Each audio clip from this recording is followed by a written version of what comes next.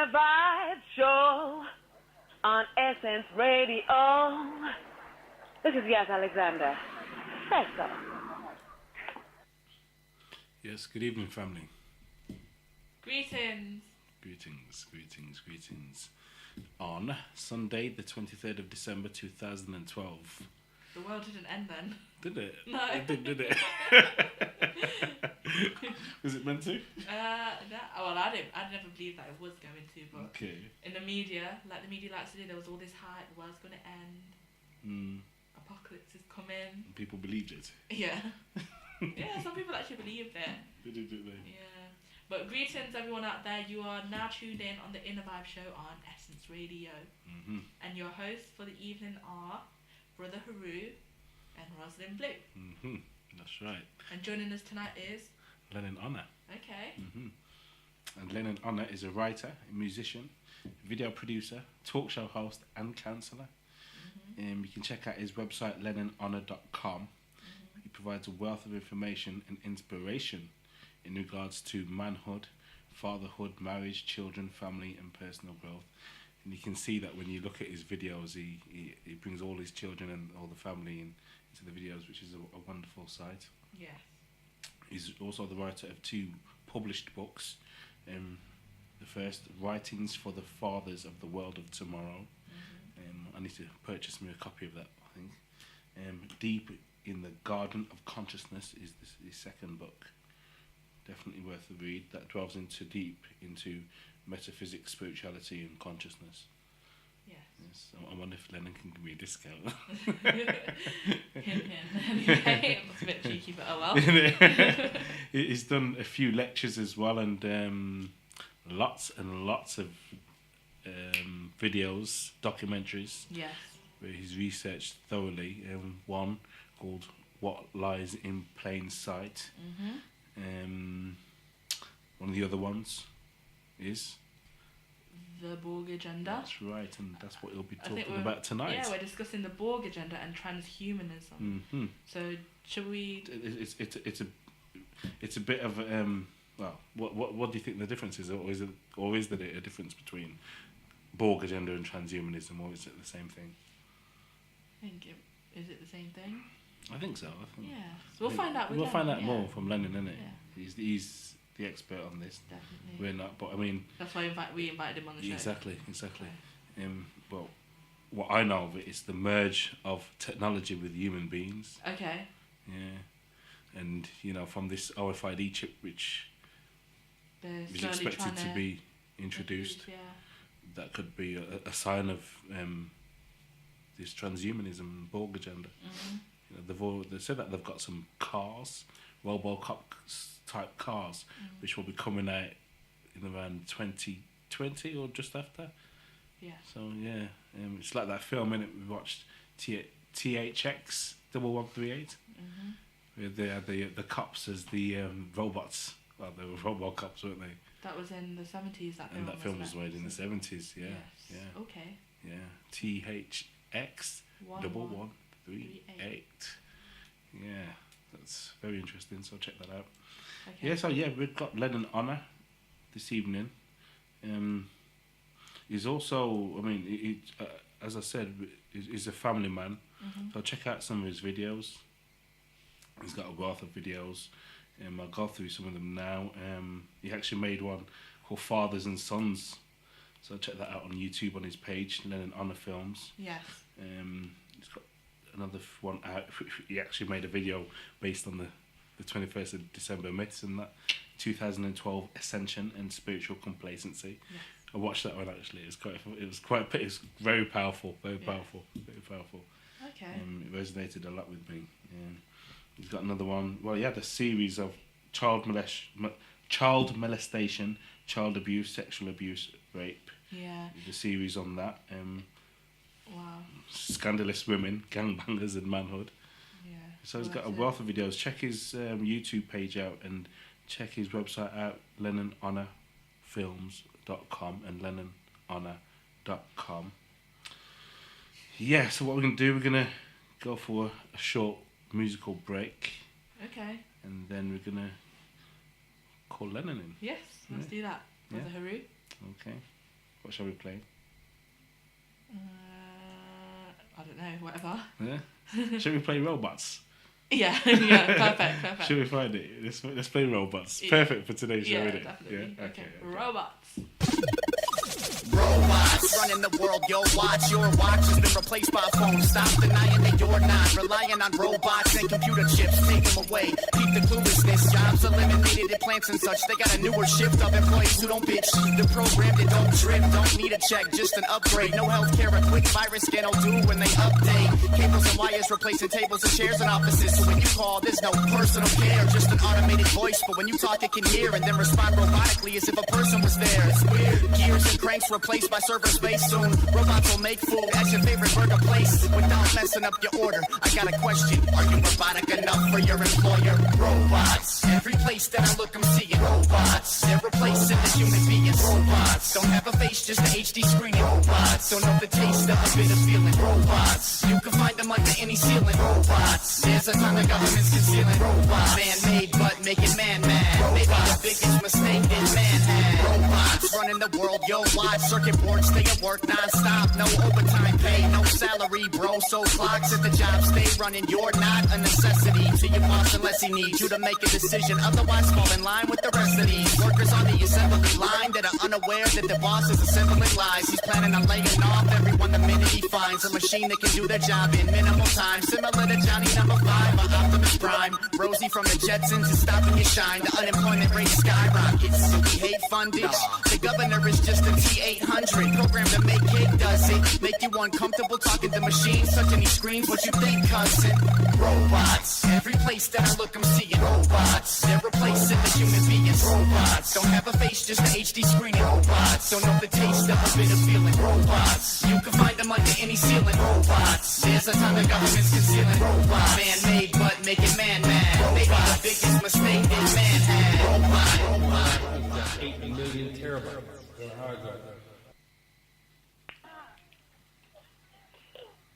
The Innervibe Show on Essence Radio.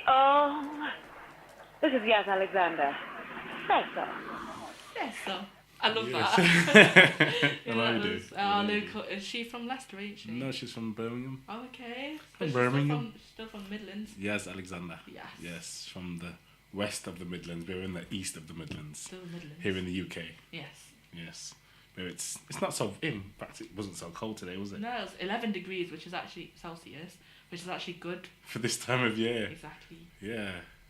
But still, I had one of them, Anyway, let's call Yeah, I Lenon don't in. know what, sorry. I had one of them days, when I just, just chilling in my tracksuit bottoms. Okay. Doing nothing.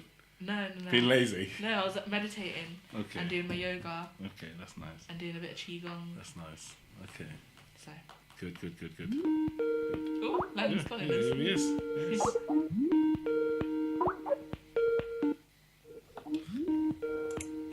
Oh no, we've got this again. Good evening, Lenon. Or good morning, evening. where you How's are. it? Greetings, Oh. Lennon. Can you hear me? Yes, perfect. Okay, how's it going? Good, thank you. I thought we had feedback then. No, it's Is it fine. okay? Yeah, It's okay, fine. yeah? It sounds good on my end. How's everything sound for you? Yeah, I think it's good. Yeah, Yeah, it's it's good. Yeah, fantastic. Yeah, Oh. Lennon, how you doing, bro? I'm good. I'm on time this time. Yeah, I know. I was gonna say.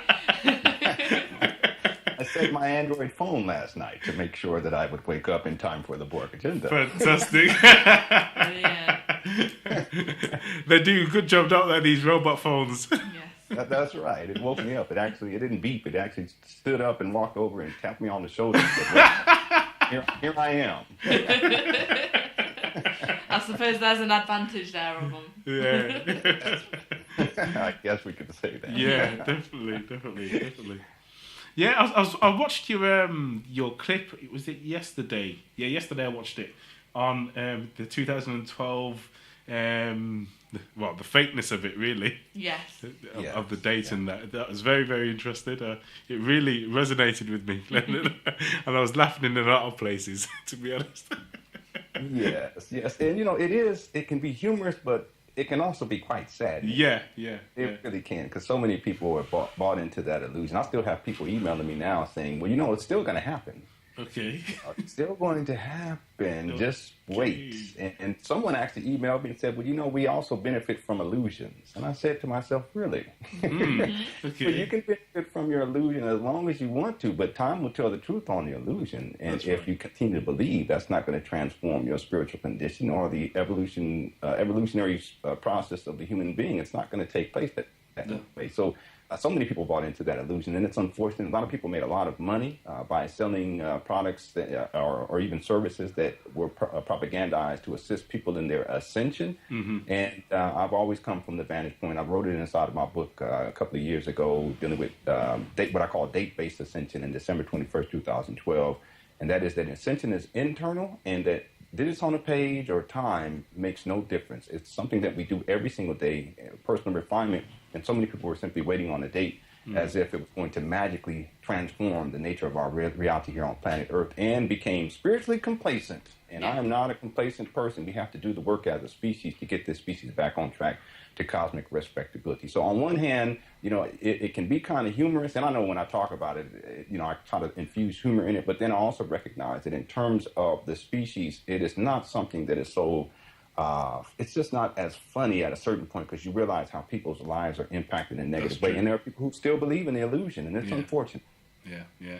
I mean, it is sad, and that's why we do what we do, and it's try to help people gain an understanding of what's going on out there. Yeah. On all aspects, on all levels. Yes. And that's what I hope to do. And there were people who said, well, you should just let people... have their illusion. And I said, well, I can do that, but if they have an illusion and then my children have to deal with their children and they gave their children illusions, that's not fair to my children. That's right. So what I try to do is just share my insights, and I have this saying that time always tells the truth, and time told the truth on December 21st, 2012. Time revealed that December 21st, 2012 was just another day, another date, some digits on the page, and so many people gave power to that. And I'm very clear that I'm not here to try to tell someone else what they need to do or to judge someone for the illusions that they have. We all have them. What I'm here to do is to provide clarity so that people can make better decisions next time. And I guarantee you there will be another date that will be set, and there will be people who are what I call temporal narcissists. They believe that something miraculous must happen on planet Earth because they are here. They don't have to do anything, but because they are here and they are the center of the universe, that something miraculous has to happen, or some doomsday-like scenario has to happen. Well, that's what I call temporal narcissism. And a lot of people who bought into December 21st, 2012 as this new age of spiritual enlightenment or ascension, they come from the vantage point of a temporal narcissist. And the temporal narcissist never actualizes anything of consequence, because they're always simply waiting on something to happen as opposed to doing the work. And I'm very much committed to doing the work. You mentioned about the mind, and that's where it begins, and I definitely agree with that. It does begin in the mind, but there's a lot of blockages which deter people from accessing their true mind, if you like, because of all the illusions which have been put in there. Yes, absolutely. I talk about that inside my book, Deep in the Garden of Consciousness, and technology has an impact on this too as well. That in essence, as a species, we are much more than biological species. And if y'all really think about it, you can put your mind anywhere. You can put your mind out in space. You can put your mind in the next room. It's just a matter of your mentality. Your mind it's biospiritual. It's not necessarily exclusively one thing. One of the things that has happened, however, is that the human species has been so manipulated that it has been it has somehow gotten to the point where it's operating not based upon its conscious mind, but based upon its subconscious mind. And the subconscious mind is largely associated with the biological component of our existence, meaning the human being, which is no different than any other animal. And that's why you see all of the subconscious manipulation, whether that's subliminal messages or subliminal associations or neuro-linguistic programming. It's all designed to impact the subconscious mind, because your conscious mind is impervious to any level of manipulation. Your conscious mind, in point of fact, your spiritual consciousness doesn't even reside on this plane. It's something that is broadcast 24 hours a day from the ethereal realm unto the physical realm by you, meaning the other half of you, your spiritual self. And that, in essence, is an aspect of your power. So what has happened is that spiritual self, when it transmits spiritual illumination and spiritual consciousness 24 hours a day, you don't have to wait on the date. The human being merely needs to be able to access that information. But in order to access that information, the human being must be operating based upon its conscious mind. It has to be consciously aware. It has to make the conscious choice that I'm going to be receiving spiritual illumination from my spiritual self 24 hours a day. It's like a marriage. And when you don't do that, you're defiling your marriage. You're basically allowing someone else to input information into the subconscious mind, and it shuts off your receptivity to spirituality and spiritual illumination. So what has happened and what has been enforced by what I call the superstructure, what people would call the power structure here on planet Earth, is that all the various degrees of manipulation is not designed to impact human consciousness. It's, in point of fact, designed to relegate human consciousness to the back seat and then bring to the forefront the subconscious mind and access the subconscious mind. The subconscious mind is tied to the animalistic nature of the human species. It's tied to our biological dictates. It's tied to our autonomic functioning. So most people, in terms of how they interpret reality, it's based upon subconscious programming. And what has happened over time is that people have been led to identify exclusively as a biological entity, and therefore their subconscious mind is the means to which they perceive their reality. And as a result, all of the levels of programming, which is directed at the subconscious mind, becomes what people perceive to be the foundation of their reality. How can someone begin to believe that they are a spiritual being when they're operating based upon subconscious programming? In other words, they're not consciously aware of themselves. Mm-hmm. And all of the various degrees of media manipulation has told them that they must externalize power, that there is something greater than you out there that is manipulating you or is influencing your reality. You don't have to be responsible. In point of fact, you can simply wait on a date. You wait on December 21st and all of your problems will be solved. You wait on Jesus to come back and all of your problems will be solved. This is all subconscious programming, because consciously, when you think about it, it makes no sense. Yeah, it doesn't make any sense. It shouldn't make any sense. So this to say that there are so many blockages, and we receive them through all time. We receive them in the public education system. We receive it in television. We receive it in movies.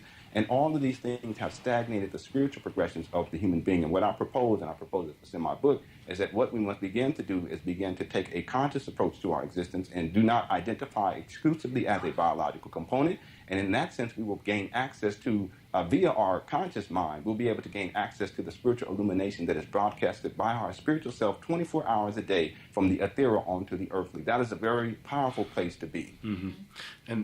And through this subconscious manipulation, we have in essence lost our identity. And I'm going to quote you what you said yesterday on the video. The greatest challenge facing this human species is one of identity.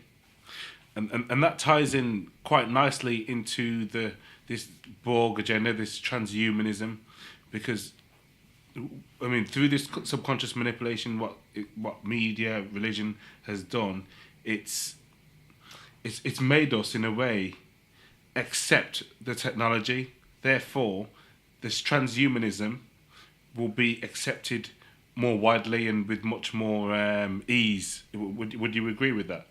Yes, absolutely. Absolutely. And I have stated that so many times before, because that is key, and that is that the greatest challenge facing this human species is one of identity. And that's why the ancients, they always said, know thyself. Yeah. Exactly.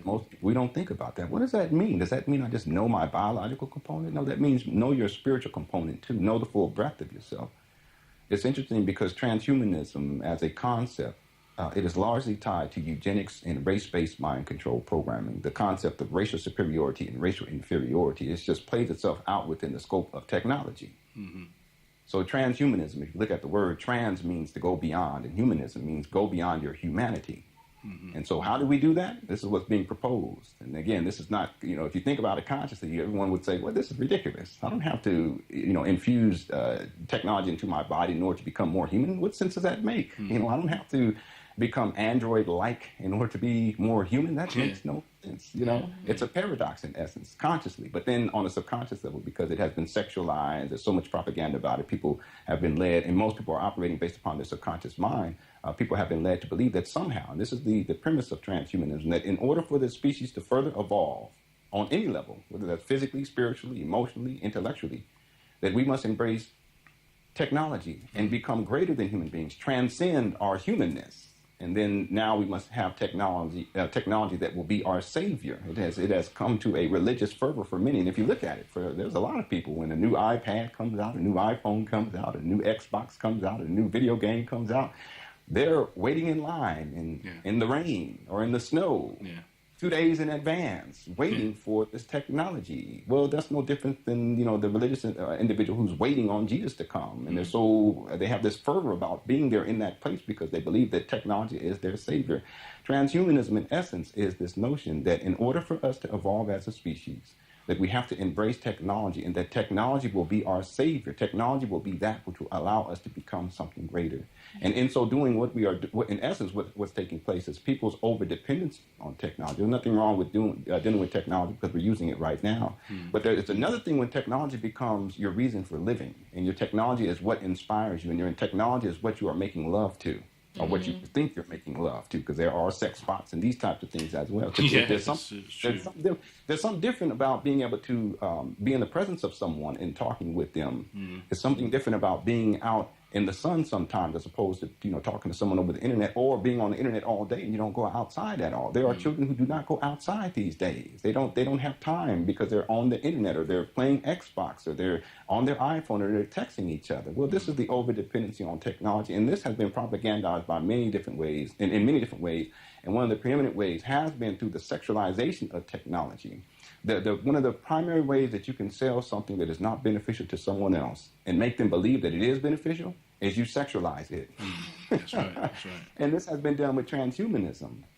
What has happened, and that's why my documentary, the Borg Agenda 7 of 9 in the Sexualization of Technology, that's what it speaks of. In point of fact, the Borg Agenda is the transhumanist agenda. And the transhumanism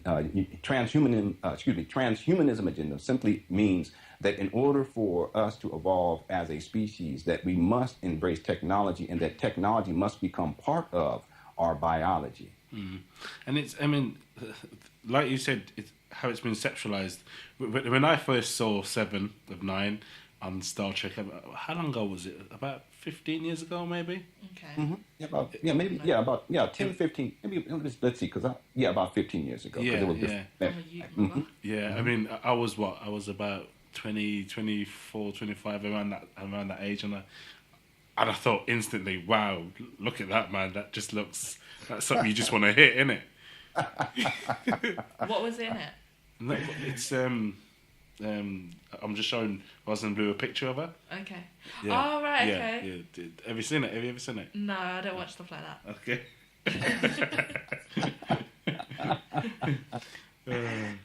So the sexualization, I mean, it's right in our face, isn't it? Yeah. But yet no one said anything at the time.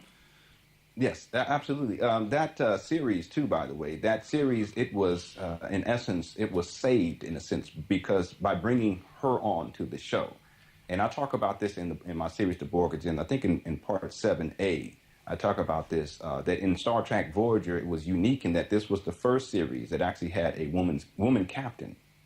And traditionally speaking, in the Star Trek franchise, whether that's television shows or in the movies, in general, you had male captains. That's and then you also had a high level of sexism, perpetuated against women. Yeah. So you would always have women. You go back to the original Star Trek, Captain Kirk, he was what I call the male whore archetype. He was having sex with anybody, any alien. It could be blue, green, pink, whatever. He was trying to have sex with anyone he could. He was a male whore archetype, but he's also the captain of the ship. Yeah. In every single series, there's a male whore archetype. In Star Trek: The Next Generation, it was what was his name?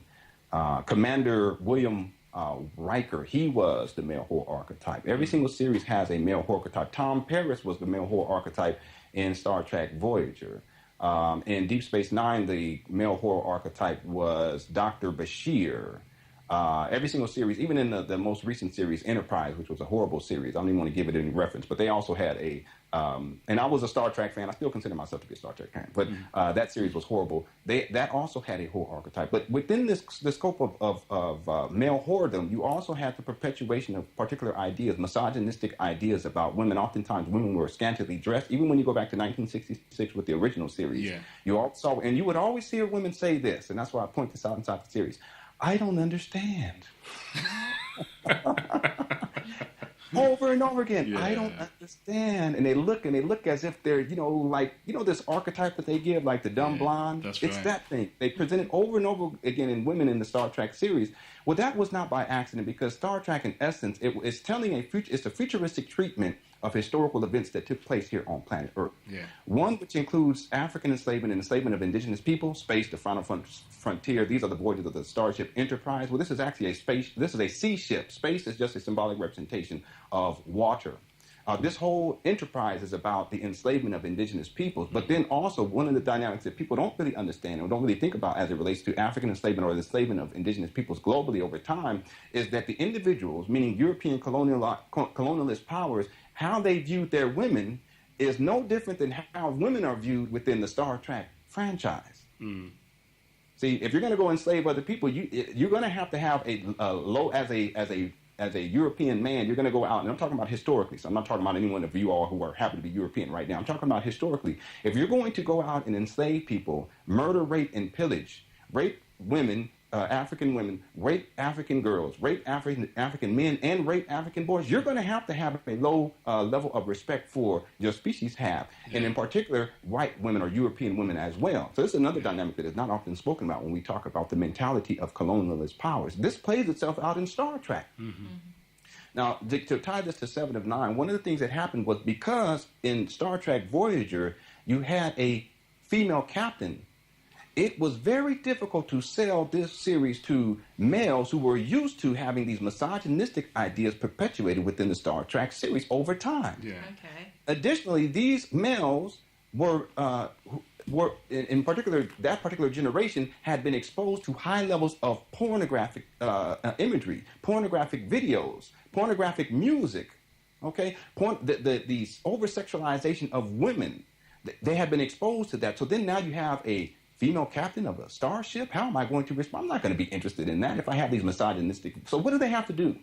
That there has to be a strategy employed, because when Star Trek Voyager first came out, people were excited about it, but then after a while, people were like, I'm not so much interested in this because it's not a man commanding things. Mm-hmm. It's a woman commanding. And there's a lot of males who have a problem with that. Yeah. I don't want to see a woman commanding things. So there was two things that they did in that series, the writers did. One, they made sure at a certain point they began to devolve the masculine beings on that ship. In other words, they put them into a subservient position to Captain Janeway, not just in rank, but also in terms of their disposition. In other words, they were emasculated. Each and every one of them are emasculated in that series, especially in the first 2 seasons. So if anyone watches it, you do the analysis, they're emasculated. And the only representation of a male who speaks up and who has any level of, I guess you can say, for lack of a better words, the only male who has some kind of a sense that he is masculine, he has balls, happens to be what? The whore archetype on board, Tom Paris. Outside of that, everyone else begins to take a subservient position. And it's not just because of their rank. It's in their disposition, how they carry themselves, even how they talk to other people. You see it there. So that was one strategy in order to elevate this woman captain so that people will accept her as a dominating figure. But then there was something else that needed to be done. And that was that they had to bring on some sexualized character that reached beyond. See, because if you sexualize the captain, Captain Janeway, and she's the captain of the ship, how are you going to have a woman captain who is sexualized? It's not going to work.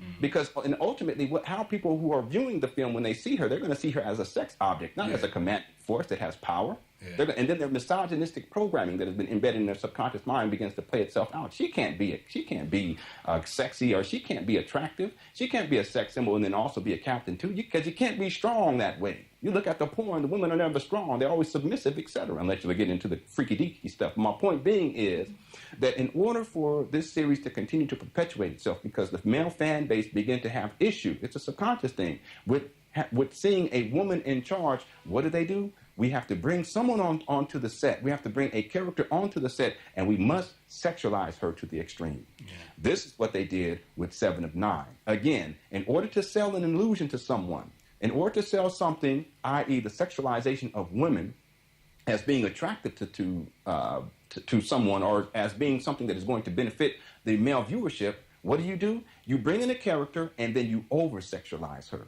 Interesting dynamic too, because one of the things that I've talked about is pedophilia and child molestation. And 7 of 9 as a character, she is part of the Borg, and again that's part of the series. The Borg is a what is the best way to describe them? They're a cybernetic species, and they have biological components, but then they also have all of these different levels of technology infused. So they may have an arm, but then attached to that arm is a robotic hand.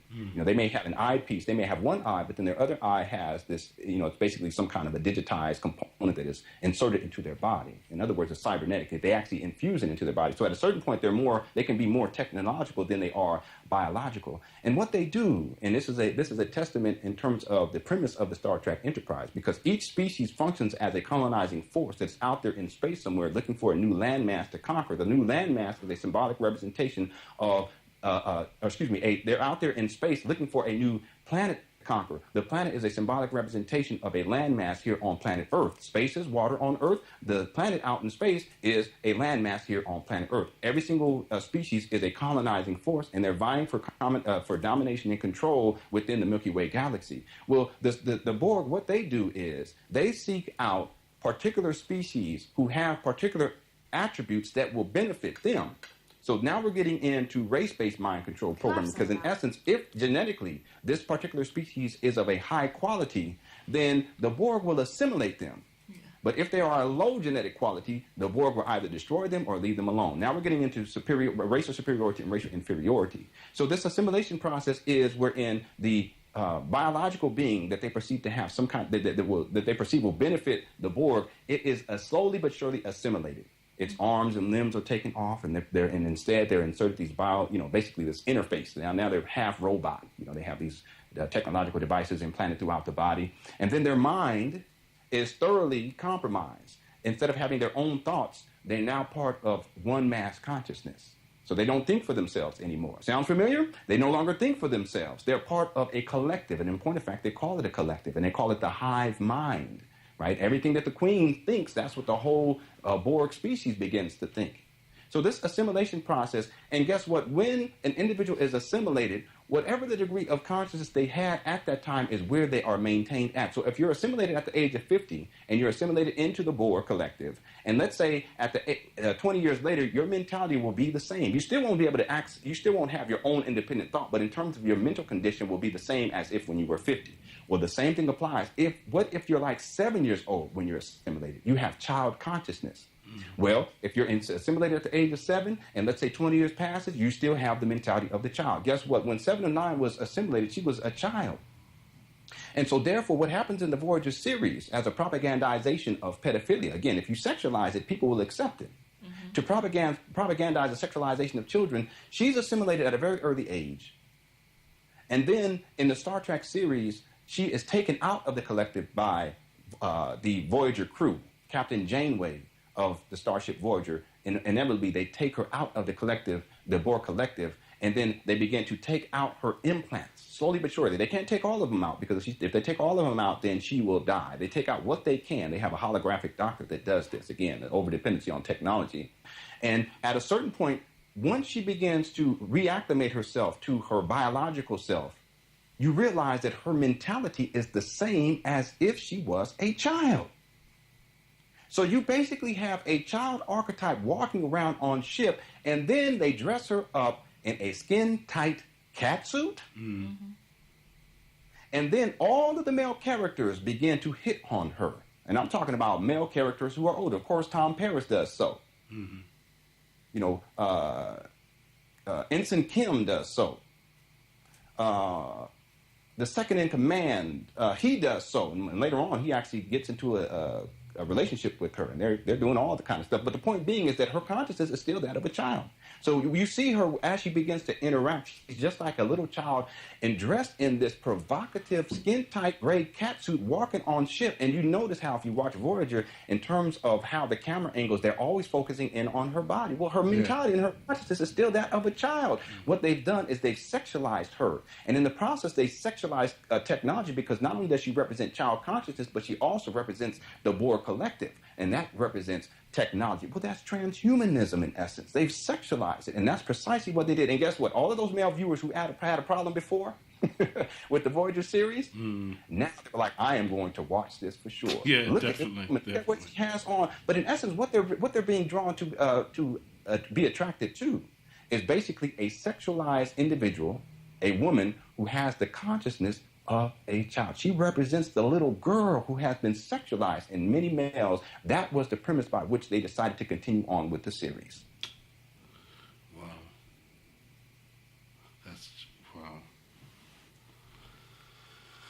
Whoa. There's so much more. I mean, I do a whole, most of the series I delve into the Star Trek Voyager series because that one, in essence, it is actually speaking about the storyline. It is retelling historical events as it relates to African enslavement.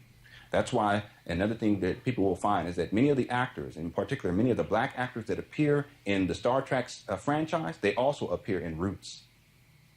That's right. Yeah. This is what I call the temporal transference of the subliminal character imprint. Wasn't it the one with the funny eyes who was Kunta Kinte? Absolutely. Yeah. Kunta Kinte. Yeah. As a matter of fact, the individual who plays his daughter, because there's Roots, the Next Generation, just like there's Star Trek, the Next Generation. Yeah. It's not accident. It's not accidentally. No. The woman who plays his daughter in Roots, the Next Generation, is the same as the woman who plays his mother in Star Trek, the Next Generation. No way. Is that an accident? The individual who plays his let me make sure. I may have this wrong, but I'm going to be addressing this in Borg in the Part 8. The man who plays his grandson plays his father. Who plays his grandson in Roots plays his father. Ben Vereen is the actor, plays his father in Star Trek: The Next Generation. Is that by accident? The captain of Deep Space Nine, or the commander of Deep Space Nine, played by Avery Brooks, a phenomenal actor. He played in Roots: The Gift. In his, he was a free African. He was an African slave that had been liberated. His name translated to Distinguished Moor. See, they know this stuff because they represent this Moorish history even in Star Trek Voyager. I'm going to analyze this too in Borg in the Part 8. Interesting enough, in Roots: The Gift, he has interaction with the same character or the same actor who played Geordi LaForge. And guess what? He's a free slave, and who is it who ultimately captures him again and re-enslaves him and then ultimately hangs him? It is the same actress who plays the role of Captain Janeway in Star Trek Voyager. Seriously? Wow. Yes. What is her mission in Star Trek Voyager? Her mission is to go and recapture individuals who had previously been part of Starfleet Command. In other words, they had been enslaved into the power structure, but had become free and were now fighting for their freedom, just like the actor who is the Distinguished Moor did in Star Trek Roots. Her whole calling in the series is to go and find and search out these indigenous characters and recapture them. Well, that's the same story in terms of her acting role in Roots: The Gift. See, this is what I call the temporal transference of the subliminal character archetype, or the subliminal character imprint. In other words, each character, every single role that a person plays, an actor plays, it builds upon the previous role. That's why people like Neo, what's his name? Keanu Reeves. Keanu Reeves, yeah. You look at his movie career, and he always generally plays the same type of role. Sid Arthur. Right. Yeah. Constantine. Yeah. You see what I'm saying? Yeah. He's Neo in The Matrix. He's the one. Yeah. Well, that's no different than him being, Sid Arthur. He's the one. You see it play itself over and over again inside. What is this film? Johnny Mnemonic. He is also the one. Johnny Mnemonic is a precursor to The Matrix. Y'all go back and look and take a look. It's the precursor, right? That's the prequel. People just don't realize it. Okay. So what happens is that these archetypes are built up over time within the scope of a particular actor. And so therefore, particular actors have a particular resonance on people's subconscious mind. For instance, Danny Glover he always tends to play the child pedophile. Most people don't realize this. It's very subtle, but if you really get into it and you really look at it, you look at his roles, he always plays, even when he plays a president. A couple of years back, he played a president. And there's this scene where he's talking to his daughter. And inevitably, he's saying, I'm going to stay on the planet or on the Earth where they figure that it's going to be like this doomsday catastrophe. I can't even remember what the title is. I think it's one of these doomsday films, 2012. It might even be that was the film. Inevitably, he decides that as the president, he's going to stay there and that his daughter is going to get on these ships, these arcs, that's going to ultimately save her life and save a whole bunch of other people's life. But in other words, he's saying, I'm sacrificing myself because I have to be here for everyone else who's here, meaning as president. And there's a scene where he begins to apologize to her. He doesn't explain why, no context whatsoever. It's like, why is he apologizing to her? And he puts his hand on her like on her leg while he's doing it. Very uncomfortable too, by the way, to see this. Well, on a subconscious level, because his archetype has always been that of a child pedophile, what he's apologizing for is molesting his daughter. See, it's really this deep. That's why. See, when I break down in terms of the Roots, because again, as I stated before, many of the actors who appeared in Roots, in some cases decades in advance of Star Trek, a particular Star Trek series, they also appear in Star Trek. Why is that the case? Because Star Trek, the premise of Star Trek, it's about enslavement. So Roots fits perfect as an example, because I know some of y'all may be listening to this, but if you watch the series, I break it all down. It's so apparent once you really get into the subconscious program. Again, if you take a conscious approach to the subconscious programming, it becomes clear. If you're operating based upon your subconscious mind, you're going to be like, oh, no, that's not true. Well, hold on. Let me just give you the premise real quickly here.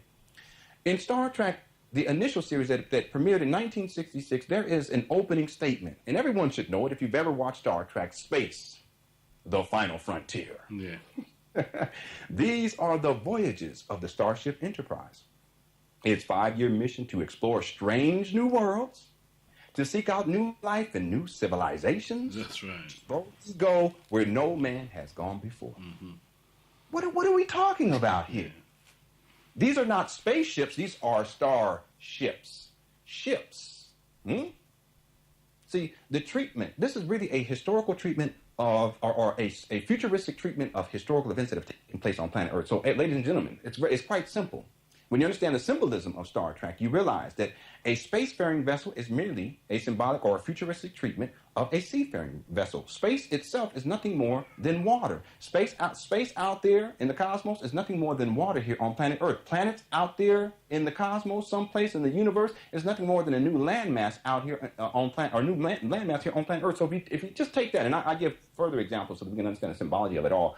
But as an example, the space, the final frontier, what that really means, if y'all look back historically, the final frontier was always, at a certain point, it was considered to be what? Water, the ocean. That was the final frontier, right? Really think about it. The final frontier, historically speaking, was going beyond the horizon where the water was and continue to go until you find a new landmass out there. Yeah. New indigenous cultures, new civilizations. Understand this. And it says these are the voyages of the Starship Enterprise. Well, in point of fact, these are the voyages of the seafaring vessel Enterprise. And did you all know that there were vessels, slave ships, titled and called Enterprise? Is that by accident? It's not by accident. So it makes perfect sense that you have someone like Geordi, out of everyone they could have picked to play as a black character on board Star Trek Enterprise dealing with Star Trek The Next Generation. They bring in Geordi LaForge, who is LeVar Burton, who plays the role of an enslaved African in Roots. Yeah. And if you all look at his archetype, he at a certain point in Roots the Gift, he functions as the what do they call this? What do they call someone who is the individual who is they're in a carriage? So in other words, it's like a car, but it's being pulled by a horse. There's someone who is actually holding the reins of the horses. Do you know what those people are called? No. Okay, but you know what I'm talking about. Yeah. Okay. Well, that individual, he is like, if you want to put it into modern times, he would be considered to be the chauffeur. Yeah. Okay, this was in part what LeVar Burton's character was in Roots at a particular point, Roots the Gift. Well, that's no different than what he plays in Star Trek The Next Generation. He plays the chauffeur. He's the helmsman. That's not by accident. Matter of fact, if you look at the etymology of his name, Geordi LaForge, you realize that it has subliminal resonance with its character in Roots. And I'll break all that down in Borg, but I won't get into that all now. But go back to this. These are the voyages of Starship Enterprise. Well, there were slave ships called Enterprise. Its 5-year mission to explore strange new worlds. Okay, so when they go and explain strange new worlds, that's out in space. But again, space is a symbolic representation of water. What they're really talking about is strange new worlds on Earth, other land masses. To seek out new life and new civilizations. Yeah, to seek out new life and new civilizations here on planet Earth. Right? Space being a symbolic representation of water. To boldly go where no man has gone before.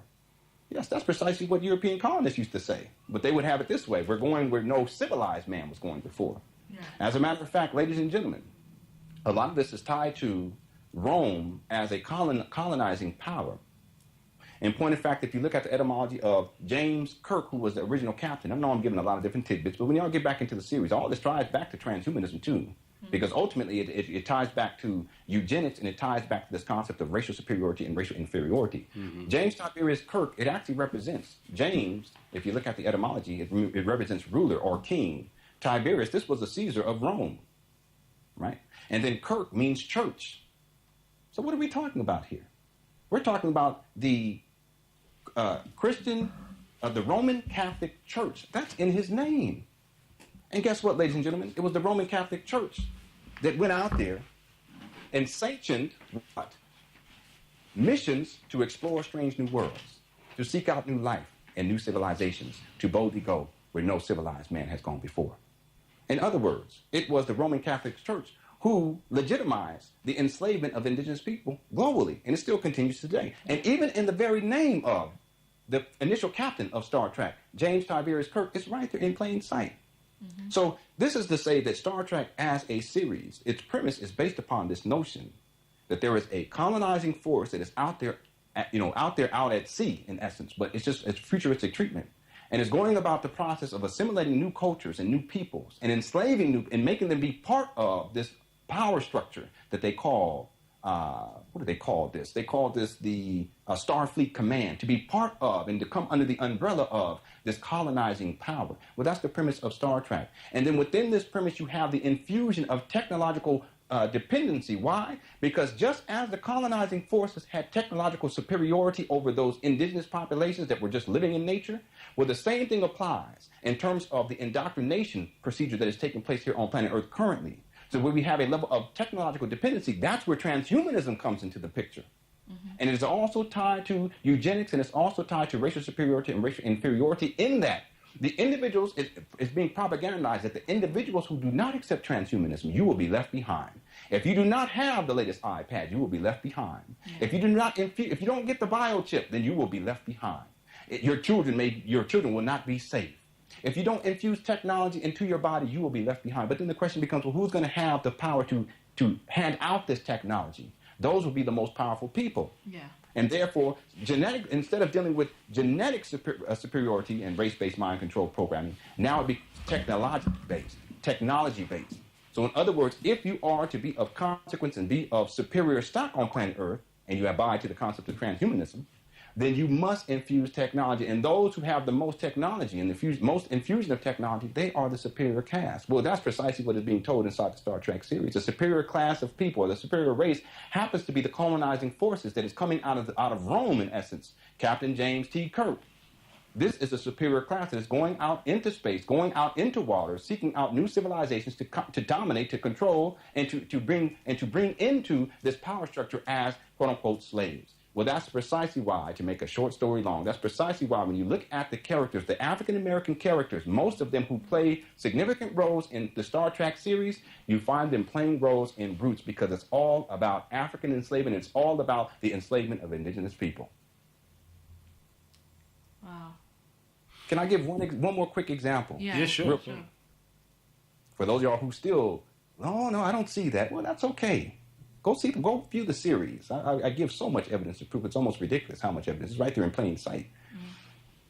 The woman who plays, the African-American woman who plays in Star Trek, the original series, Nyota Uhura. Everyone remembers her, right? Very attractive woman, very attractive woman.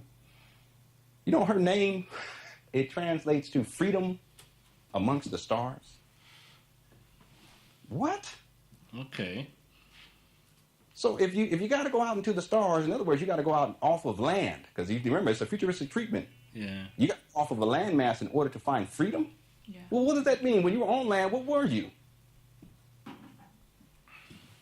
You were a slave. So you see what I'm saying? If her name, if y'all look at the etymology of her name, it literally translates to freedom amongst the stars. Where you have to go on this ship and go out into the stars to find freedom. In Nyota Uhura, then what were you when you were on land? You had to have been a slave, and you found your freedom once you got out of that environment. See, it's in the very etymology of the names. And see, there was a lot of black folk who were like, no, that's a very empowered place. She's on a starship. She's the only black person. Yeah, you can think about that, but what is her role? She's nothing more than a secretary. She answers the phone. And if you look at it in terms of how Kirk talks to her throughout the series, It's like, hush your mouth. You're so below me. Y'all look very carefully. There's been a couple of times he just waves her off. She's trying to talk to him, and he waves her off. Like, please, slave. You going to tell me something? You just got on board ship, and when we were on land, you were a slave, and you had to find freedom out here amongst the stars. See, it's right there in the etymology, even in the names. You just got to look at it. And this is what? Captain Kirk translates to what? The Roman Catholic Church. He represents the Pope. And it was the popes of Rome who sanctioned African enslavement in the first place. So it's all right there in plain sight. People just have to look at it on the conscious level and then do the etymology, but then also look at the symbolic treatments. And that's precisely why, if y'all really look carefully, a lot of the actors who played in Roots was all about, the propagandization that all African people were slaves, even though this is completely untrue. That's propaganda in and of itself. The premise of it all was to program African-American folk to believe that their ancestry is exclusively that of slaves and that their lot in life will be that of slaves, but then also to have European folk believe that somehow they are currently responsible for things that their ancestors did. So both sides are being played in the picture. Do I need to give any more examples? Because there's so many more. Yeah, go for it. Yeah. Benjamin Sisko. And I've actually met him. I actually had lunch with him. I shouldn't say Benjamin Sisko. Avery Brooks. He's the actor who plays Benjamin Sisko. And he's also a very gifted, he's just a gifted creative person in the first place. He does a lot of different things. He sings opera. He plays the piano. He does all these different things. He's like one of those kind of people who just does it all. His role in his role in Roots the Gift is quite remarkable. And if you haven't seen Roots the Gift, I would recommend that you view it and then watch Star Trek Voyager, the first episode. What's that, Roots the Gift? Yeah, Roots the Gift. Never heard of it, to be honest. The Next Generation, they had Roots the Gift, and they had the original Roots. It's all propaganda. Okay, yeah.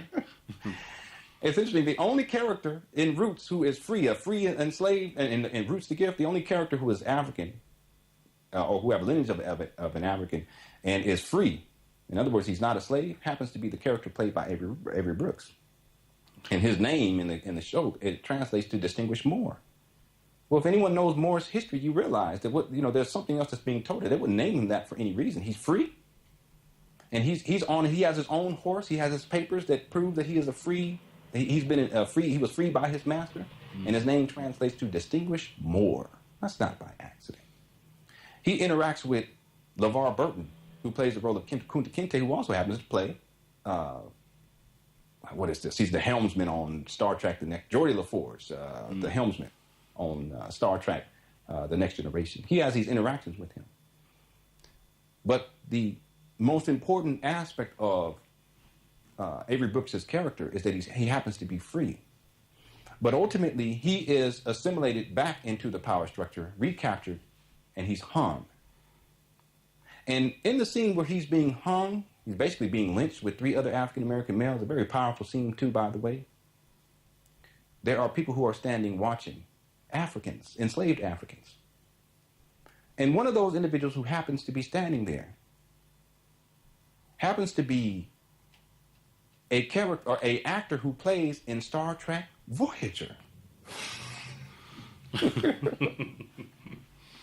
How is this possible? Let me get his name too right now, if y'all don't mind. I'm going to break all this down in the Borg into part, and actually talk about this a little bit in Borg into part 7b.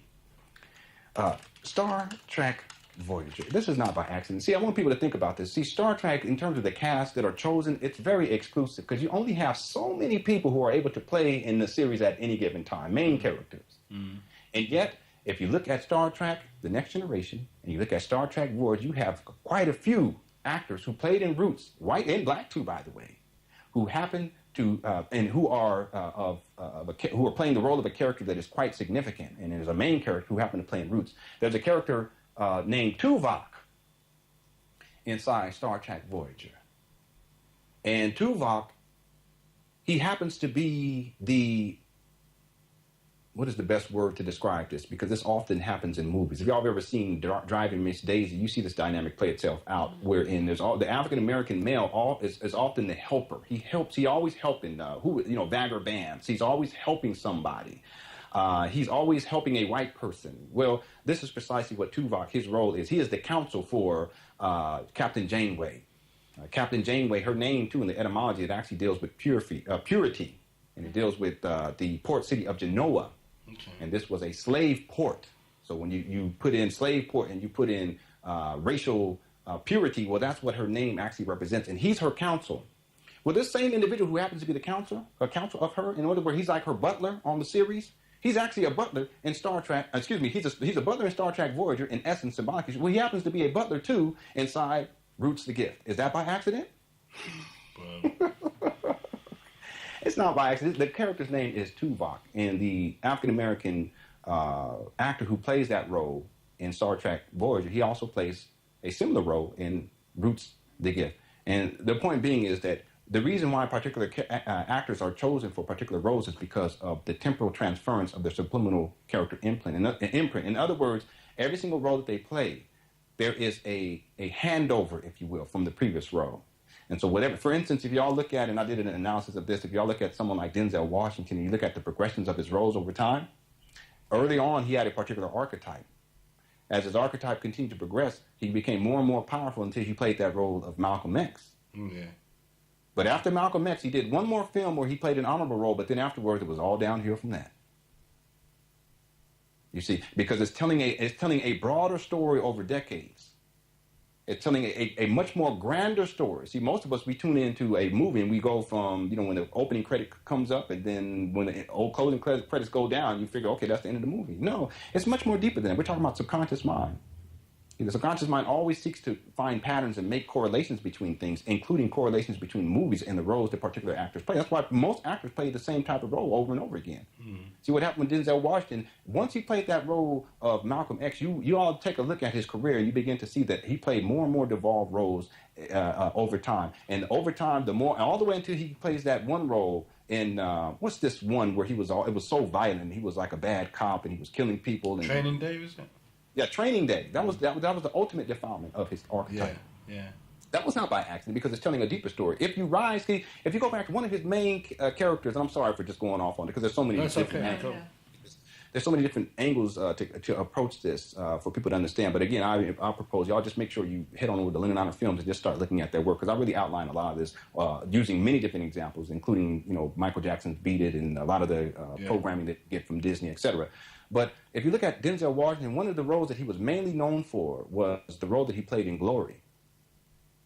Yeah. You remember that? Have you seen Glory? No, I've not seen that actually. Yeah, this is dealing with the Civil War. This is dealing with Africans who were, they previously enslaved Africans, but they were fighting on behalf of, they were fighting for freedom. In other words, it was like the North versus the South. Here in the United States of America. Interesting enough, he was very much. That's when he was really recognized. In point of fact, there was a scene in there where he was being lashed. He was an insubordinate. He was almost like he was an African American character that he was kind of belligerent even within the power structure of this military outfit, if you will. Yeah. The reason I'm bringing that up is because initially his archetype resonates with a slave, someone who had just been released from slavery, but he's fighting in this particular war. And what you see over time is that character begins to build upon itself over time. So this is what I call, again, the temporal transference of the subliminal character imprint. Over time, we're talking about over the next couple of decades, he's playing roles that are more empowering. Now he becomes a hero archetype at certain stories. At certain films, he's now the hero archetype. And it continues to grow. And after Apex, what role does he play? He played the role of Malcolm X. Yeah. And he was phenomenal, was he not? Yeah.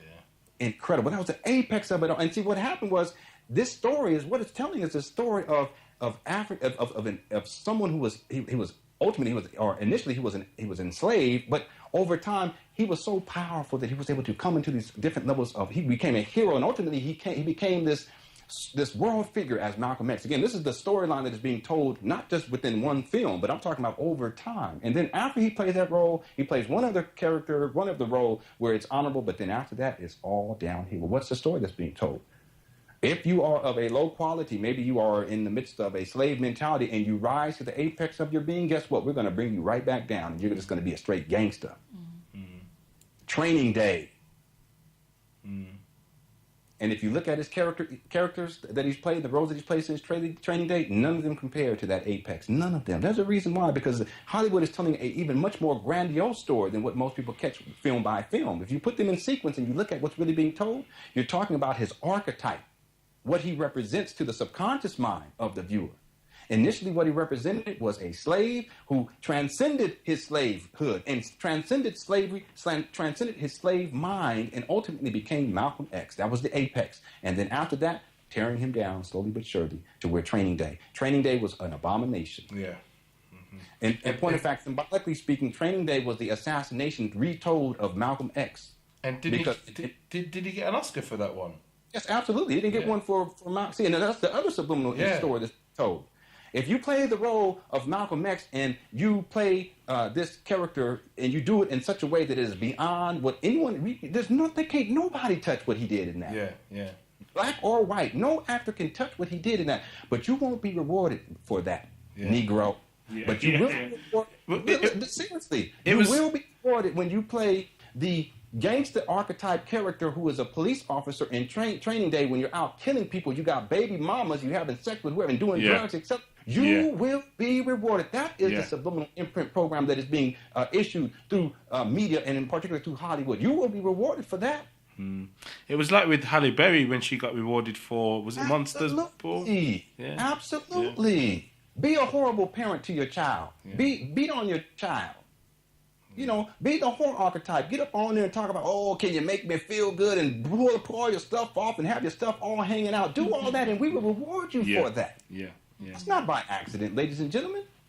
See, it's because what it's doing is imprinting a particular philosophy into the subconscious mind of the viewer, in particular for black folk, for African American folk, for Moorish folk. It's imprinting a particular, and it's teaching people, it's training people. That's your training day. It's training you to believe that somehow, as long as you play the devolved roles, you will be rewarded. As long as you play the roles that have honor, like Malcolm X, you won't receive anything. So if you look at his career, and you follow it over time, you see this, that he gets to that apex, and then all of a sudden he starts to come down. And now, then you get to Training Day. And ever since that, he hasn't gone back to a role where he was a hero archetype, even in his most recent film, Flight. How are you going to go from being Malcolm X to being someone in Training Day, to being an alcoholic in Flight? I mean, people just really think about it. That just goes to show you the power of Hollywood, because there's a deeper story that's being transmitted here. But most of us, because we're dealing with we're dealing based upon our subconscious programming, we only see one movie, and we think of it as being separate than the next. Just like we see one television show, like Roots, or television series, and we see it separate from Star Trek, the Star Trek frame. No, they're intricately connected. You just have to understand the symbolism. You have to understand the archetypes that are being transferred over from one series over to the next. Just like you have to understand the archetype that's being transferred over from one film to the next. And a perfect example of that would be Keanu Reeves. He always plays that role of the one. Yeah. And he can't act either, but he still gets those roles as the one. That's not by accident, that's by design. See, people who put together films, they recognize that if you're going to sell a particular character, if you use individuals who previously played similar characters, the impact that they are going to have on the subconscious mind of the viewer will be much more profound, because you've already embedded that character archetype and that particular actor into the subconscious mind of the viewer. So you're representing it, but the individual who's viewing the new film, they won't make the distinction. They won't have clarity as to that. Oh wait, now I understand. Why is this dude who played Sid Arthur the one, and then he plays Johnny Mnemonic the one, and then he plays Neo in The Matrix the one? Why is he playing all the same roles all over again? Well, it's because he functions at a particular archetype, and he will be used over and over again to basically reinstall a particular program. And in terms of what's the brother? Denzel Washington, the archetype that he represents is the African-American male who came from nothing, made something of himself, was not rewarded, and then was degraded over time and put back into his place. That's the subconscious program that has been initialized. Just like with someone like, what's his name? Danny Glover. His whole archetype has been that of a pedophile. My wife and I recently viewed another one of his films that recently came out, and the film was actually good, but we could not get beyond the subconscious programming of him being the pedophile archetype. And he has been the pedophile archetype for decades now. And you go all the way back to The Color Purple. Mm-hmm. Why is it that all of the people that they're going to choose to be the counsel for Jean-Luc Picard in Star Trek The Next Generation, they're going to choose Whoopi Goldberg? Y'all see what I'm saying here?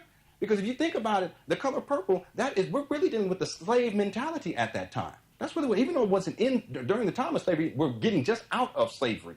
Mm-hmm. And what Danny Glover represents is the pedophile who molests and rapes young girls. Well, he's doing that. You look at his films, he does that over and over again. You look at Angels in the Outfield, that's what that whole thing is about. It's about raping of these little boys. It's about pedophilia. That's what the whole premise of it is. That's why I do a whole film on that. My point being is that out of all of the people that they choose to be the council, and some people would say it's Deanna Troi. No, I'm talking about, when Captain Picard had his most difficult time making decisions, he didn't go to Deanna Troi. He went to the Guinan, who was played by Whoopi Goldberg. Whoopi Goldberg has a resonance with African enslavement, going all the way back to roots. And out of all the people they're going to choose on Star Trek The Next Year, they're going to choose Whoopi Goldberg. That's not by accident.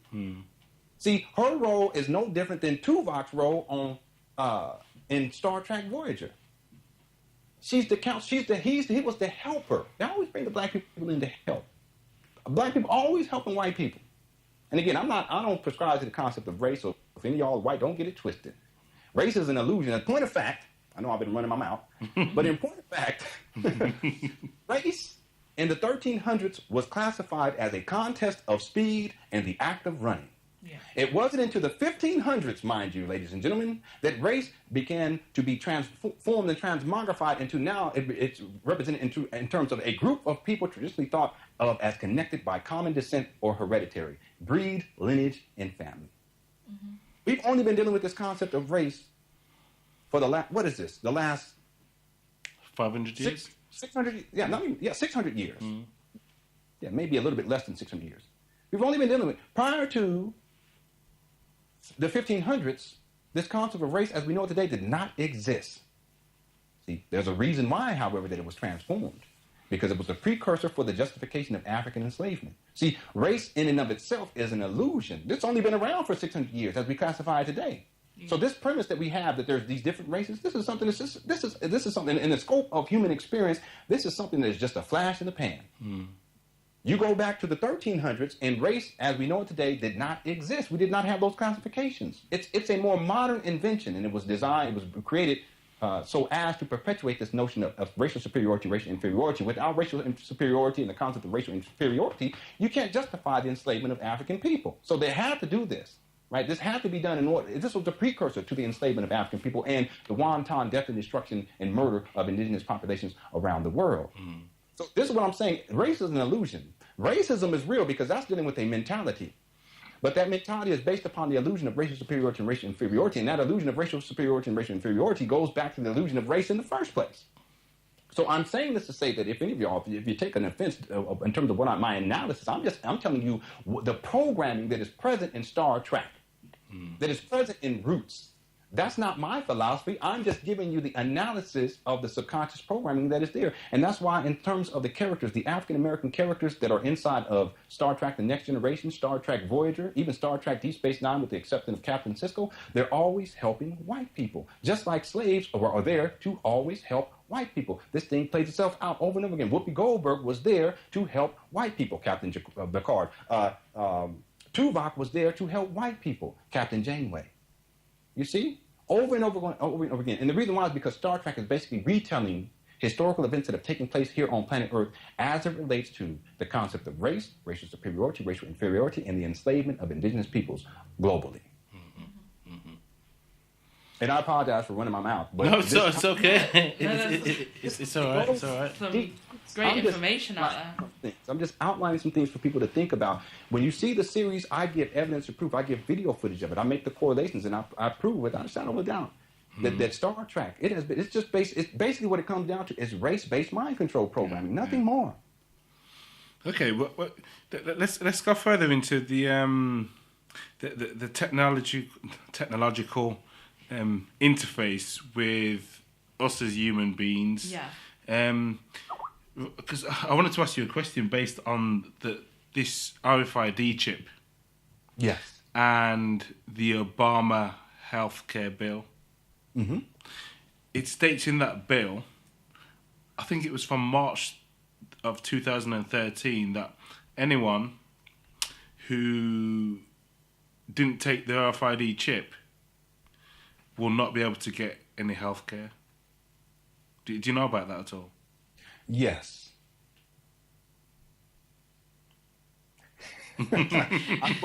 Wow. I'm going to come from this from a different vantage point. Okay. When you have a slave mentality, you're always going to want someone to provide something for you that you should provide for yourself. Yeah. So I'm going to address this from a different vantage point because I can care less what Barack Obama is doing. It makes no difference to me because I'm still going to be a father to my children. I'm going to protect my wife. I'm not going to be having any biochips, and inevitably someone is going to have to literally kill me in order to make something like that happen. Yeah. And for you men out there, if you really understand, one of your major responsibilities is to protect all that is good in the universe. That includes all women, that includes all children, and that you are the front line of defense. And if that means that you have to give up your life in order to make that happen, then you give up your life to make that happen. There's no compromise on that. That's masculinity and manhood. But when you have a slave mentality, and I'm not talking about any particular color of skin because it doesn't matter. You always want someone else to do for you what you should be doing for yourself. See, healthcare makes no sense to me because whose responsibility is it to keep you healthy? Exactly. It's your own. It's you. Yeah. Whose responsibility is it to keep your children healthy? It's Well, you. Yeah. Barack Obama ain't got nothing to do with that. He's just a puppet anyway. He has no power. He just reads his line just like Denzel Washington, and whatever he's told to say, he says it. Yeah.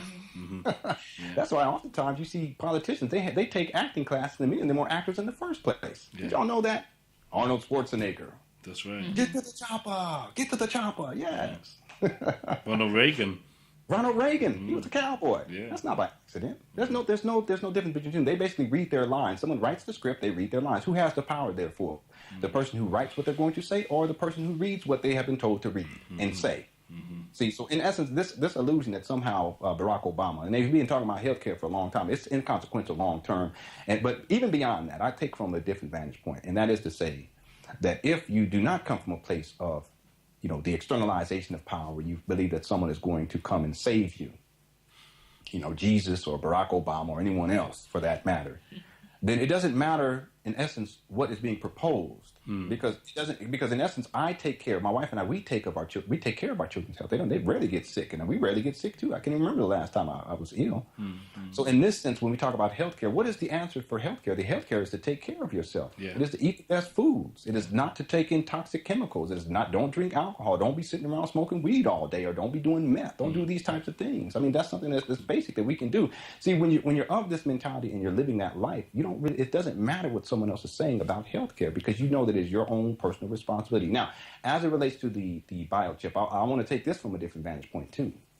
And this is to say that many of the things that are being propagandized and proposed as being realities that are taking place somewhere down the future and somewhere down the line, they're actually taking place right now. Yeah. Let me give an example. Part of what has been proposed with the RFID chip is that it's going to be used as a tracking device. You're going to be tracked because you have this implanted into your body. And then, of course, they sell it. They say that, it's something that you're going to need so that if you ever in an accident or what have you, that the people who are taking care of you, they can take a scanner and they'll get all of your medical history. Okay, it sounds great. That's just propaganda in essence. Yeah. But in essence, you're still got to infuse technology.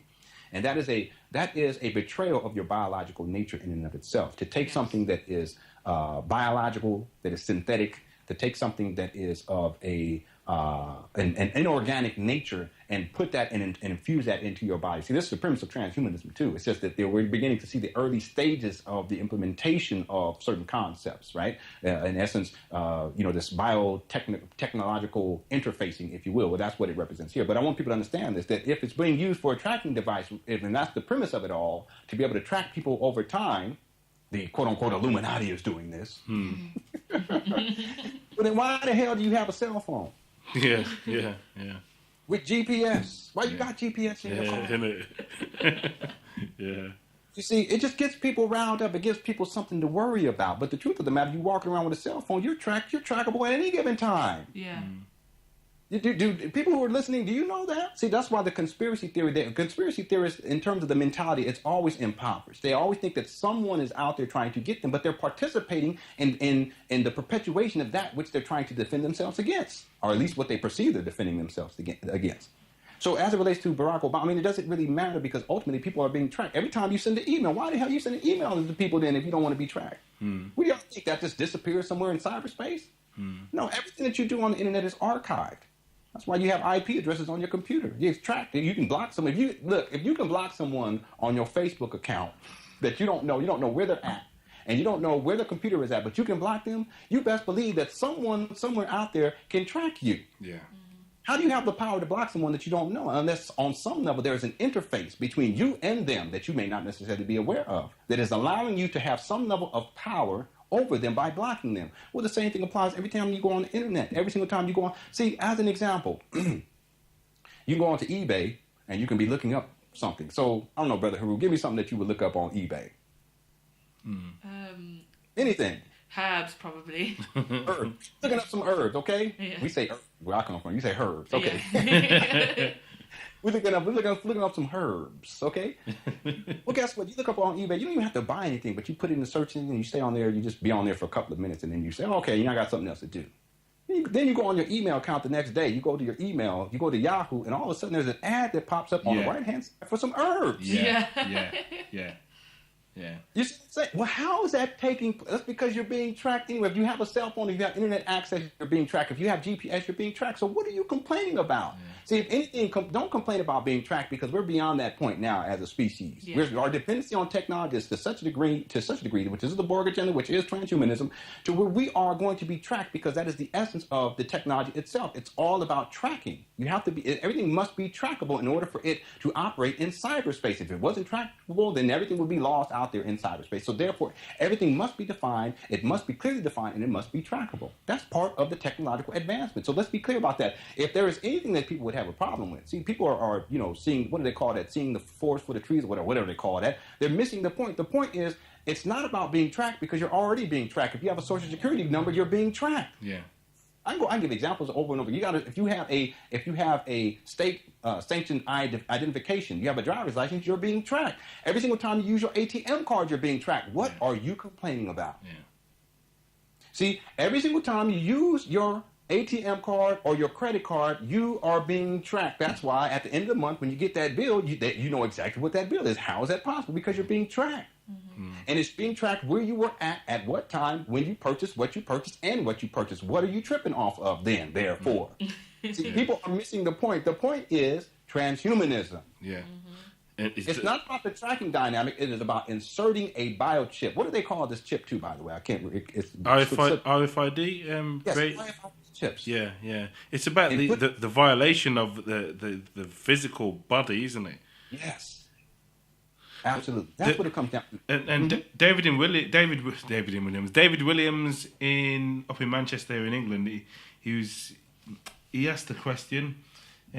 He's asking you basically, do you know about Ray Kurzweil and Dr. Warwick? Yes, I have I have video footage of Dr. Warwick in particular. Okay, because Kurzweil, he's actually intelligent. Okay. Not only is he intelligent, but in terms of his mental aptitude is significant. Rourke, on the other hand, he's just a guinea pig. He's the individual who propagandizes this transhumanist agenda in terms of popular culture. You know, he's no different than a Christina Aguilera or Britney Spears in essence. But Kurzweil, that's dealing with philosophy. That's a different dynamic in essence. But I have video footage of Warwick and some of what he proposes and his interfacing and the types of things that he was doing at that time with his wife, and him connecting these digital devices into his wrist and then connecting that to his wife's neck, and then it goes to the back of her neck and somehow connecting all this kind of stuff. I mean, it's really out there, but it's like you said before, it's really about the defilement of our physical body more so than being tracked, because we're being tracked all the time. This is part of this whole experience of this technological advancement that we're experiencing here in 2012, we're going in 2013. The real issue, which most people are missing out on, is the defilement of their physical body. See, and this goes back to what I talked about earlier. When we talk about the spiritual evolution of the species, when you interface technology into your body, you're actually closing off your ability, because now you're getting internal interference. You're getting your biological vessel has internal interference as to so as to detract from your ability to be receptive to spiritual illumination and spiritual consciousness that is being transmitted by your spiritual self 24 hours a day from the ethereal to the physical. So people miss out on this point because it's easier to focus in on the conspiracy theory that is about being tracked, because we've been given that program going all the way back to the X-Files when that propaganda stuff came out. And you don't have to think too deeply when you're operating based upon conspiracy theory. And I'm telling y'all right now, most folk who are operating within conspiracy theory, these are not deep thinkers. And I'm saying that because I've been there. I have documentary works that have actually addressed these particular issues as well. But over time, I've recognized that in terms of my intellectual progressions, I had to move beyond those paradigms because those paradigms kept me in a mentality where I always felt like there was something external of me that had more power than me. And then when you have that mentality, that slave mentality, you miss out on the real point. The real point as it relates to transhumanism and this biochip, et cetera, is the disrespect and the defilement of your physical body. That's right. See, once you get to the point where you begin to take one step in that direction, over time you will be led on course to becoming nothing more than a Borg drone. See, the longer this goes on in terms of this infusion of technology into the human body, if anything, that is the agenda, not, healthcare. Yeah. Please. They're always talking about healthcare, and nothing ever changes, does it not? That's right. It's not about any of that. It is about your physical vessel. That is the thing that you have the most control of. You don't have any control of what laws are being passed, but you do have control of what you do with your body. Yeah. So if an individual is led to believe, and see, healthcare is just the propaganda piece. If they're led to believe that in order for you to be healthy and that it's good for you because you got to have this in here just in case something happens to you, you have to have this biochip. If you have this inside of your body, then you can be scanned and they'll know right away what your issues are in the past, your physical makeup, your weight, et cetera. If you have any diseases, et cetera, and that will benefit you because now they have the information they need to save your life. Well, that's just a propaganda piece. But what people are missing out on is the infusion of technology. And see, what will happen over time is that once that door is open, and it's already been open for some people, once it's open, the species is going to be led on track and led on course to becoming more and more and more dependent on technology. That's right. And that's why it's been sexualized. The more dependent on technology we become, and when I say dependent, I'm talking about it becomes part of your anatomy. See, that's deep. That's what people are missing out. It becomes part of your anatomy. Now you're interfering with your spiritual progressions. That's right. Because speaking that you infuse into the body that is not of a biological nature, it functions as a disruptor of spiritual illumination that is being broadcast. Can you imagine? People see the Borg represent this in essence. That's why when people really understand Star Trek, this is some deep stuff because they're telling way in advance. They're telling the agenda per se. Mm-hmm. If you look at the Borg as a species, prior to being assimilated, prior to having these technological devices infused into the body, people are able to think consciously. But as soon as you're assimilated into the Borg collective, in other words, thinking conscious means they have a level of spiritual awareness and spirituality. But as soon as they brought into the collective, they become nothing more than drones. Because they have been infused with technology. It's telling the story right in our face. What it's saying is that if you get to the point as a species where the technological dependency is so great that now you begin to have robotic arms, you have eyes that you're able to see in the dark because you have these implants, you have RFID chips implanted throughout your body, you have all of these different devices. Because you have all of this is what it's saying, that ultimately you will lose your ability to be a sovereign being. You will lose your autonomy. You will lose your spirituality. Lose your identity, innit? You will lose your identity. You won't know thyself. Goes back to what I've been saying more recently with December 21st. People don't know thyself. Yeah. See, in essence, the Borg represent what the species is on track to becoming if we open up that door and begin to take steps wherein we now embrace technology and becomes part of our body. And part of this dynamic happens to do with our spiritual evolution. You cannot expect to continue to spiritually evolve when half is a robot. And that's why that quote, the greatest challenge facing this human species is one of identity, is so pertinent, because of not just the 2012 thing, but the integration and the interfacing with human beings with technology. And that I think was that Ray Kurzweil. He went on to say that by 2026 or thereabouts, we will have some sort of electrons in us. Yeah, he's proposed a lot of things. And, what I think about is, regardless of what has been proposed, because I remember when I was in 1985, I can't remember how old I was. In 1985, I remember there was these posters on the wall, and they were talking about by the year 2000, we're going to have flying cars.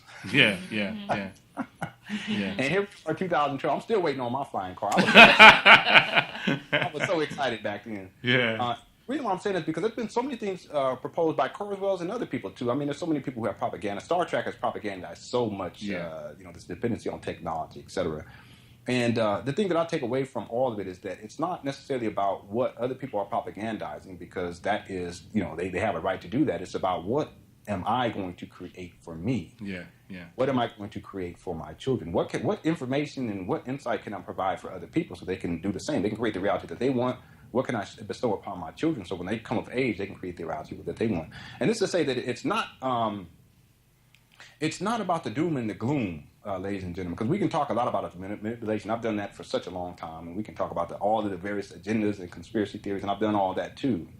But ultimately, it comes back to my fundamental premise by which I share information with people, and that is that ultimately you are the power. And this is to say that it doesn't matter what Kurzweil says, that ultimately if you decide to engage your life as a sovereign being, as both an organic and spiritual being, then you can materialize whatever it is that you wish, regardless of what propaganda is being issued and regardless of where other people may be going and heading. See, I'm very clear. It's like, if I'm going to help the species, I help the species in the first place by keeping myself in line with my highest potential and then hopefully inspiring other people to do the same. Yeah. But you really can't do that if you're worrying about what other people are proselytizing, what they're prophesizing, or what agendas are out there to stop people from becoming great. You have to become great in the first place. Mm-hmm. For instance, this is why I'm saying, even with Barack Obama and what he supposedly decides, he's just a puppet. He reads a script. He doesn't write any laws. He's just the one who kind of functions as the puppet who kind of sells the law. He's basically the actor who sells the product.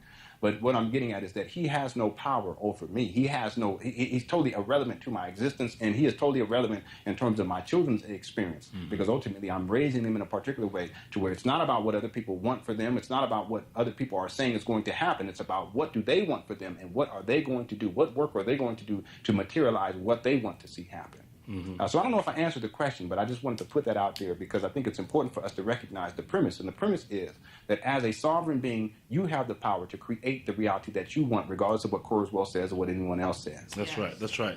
But there are a lot of people who, another question coming in, where does this leave people who do not want to go down the route of interfacing with technology? Because some people do believe that they will be forced and it will be imposed upon them. No. Nothing is ever enforced. See, that's the great illusion. Mm-hmm. See, you look at, ladies and gentlemen, you look at anything that has ever been propagandized as being something that was going to be forced on people. I'm talking about in modern day, because we're dealing in 2012. It's never forced. People comply. See, the Borg, they have the saying. They say resistance is futile. You will comply. Yeah. See, it's telling you in it. Star Trek, y'all really take a critical look at that. It's telling us a whole lot. See, nothing is ever forced. That's why when they say, if you homeschool your children, then the state is going to come and take your children away. What, they're going to force me to give my children up? See, and that's why a lot of people didn't want to homeschool, because that propaganda was coming through the quote-unquote truth movement and conspiracy theory. Get the hell out of here with that. Ain't nobody coming up in here taking my children. You're going to have to kill me. Mm-hmm. So what happened was, even within the quote-unquote conscious community, people were talking about, this is going to happen. They're going to come and take your children. What you're doing is you're spreading fear, and the fear causes people to what? Comply. You don't have to force. Why?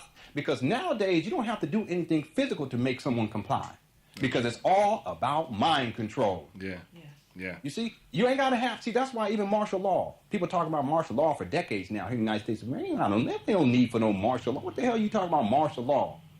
You got people who don't give a damn about their children, who will put their children in the public education system, even though they have a choice. Some people don't have a choice, meaning that their financial situation or their life, or maybe they're a single parent, they don't have. But you have people that can literally do this, but instead they hand their children over to the state. The state didn't force them to do that. They complied. See, there's no need for martial law. Yeah. You have people who get fixated on sporting events, to where they religiously they sit and they watch football or they watch basketball day after day after day.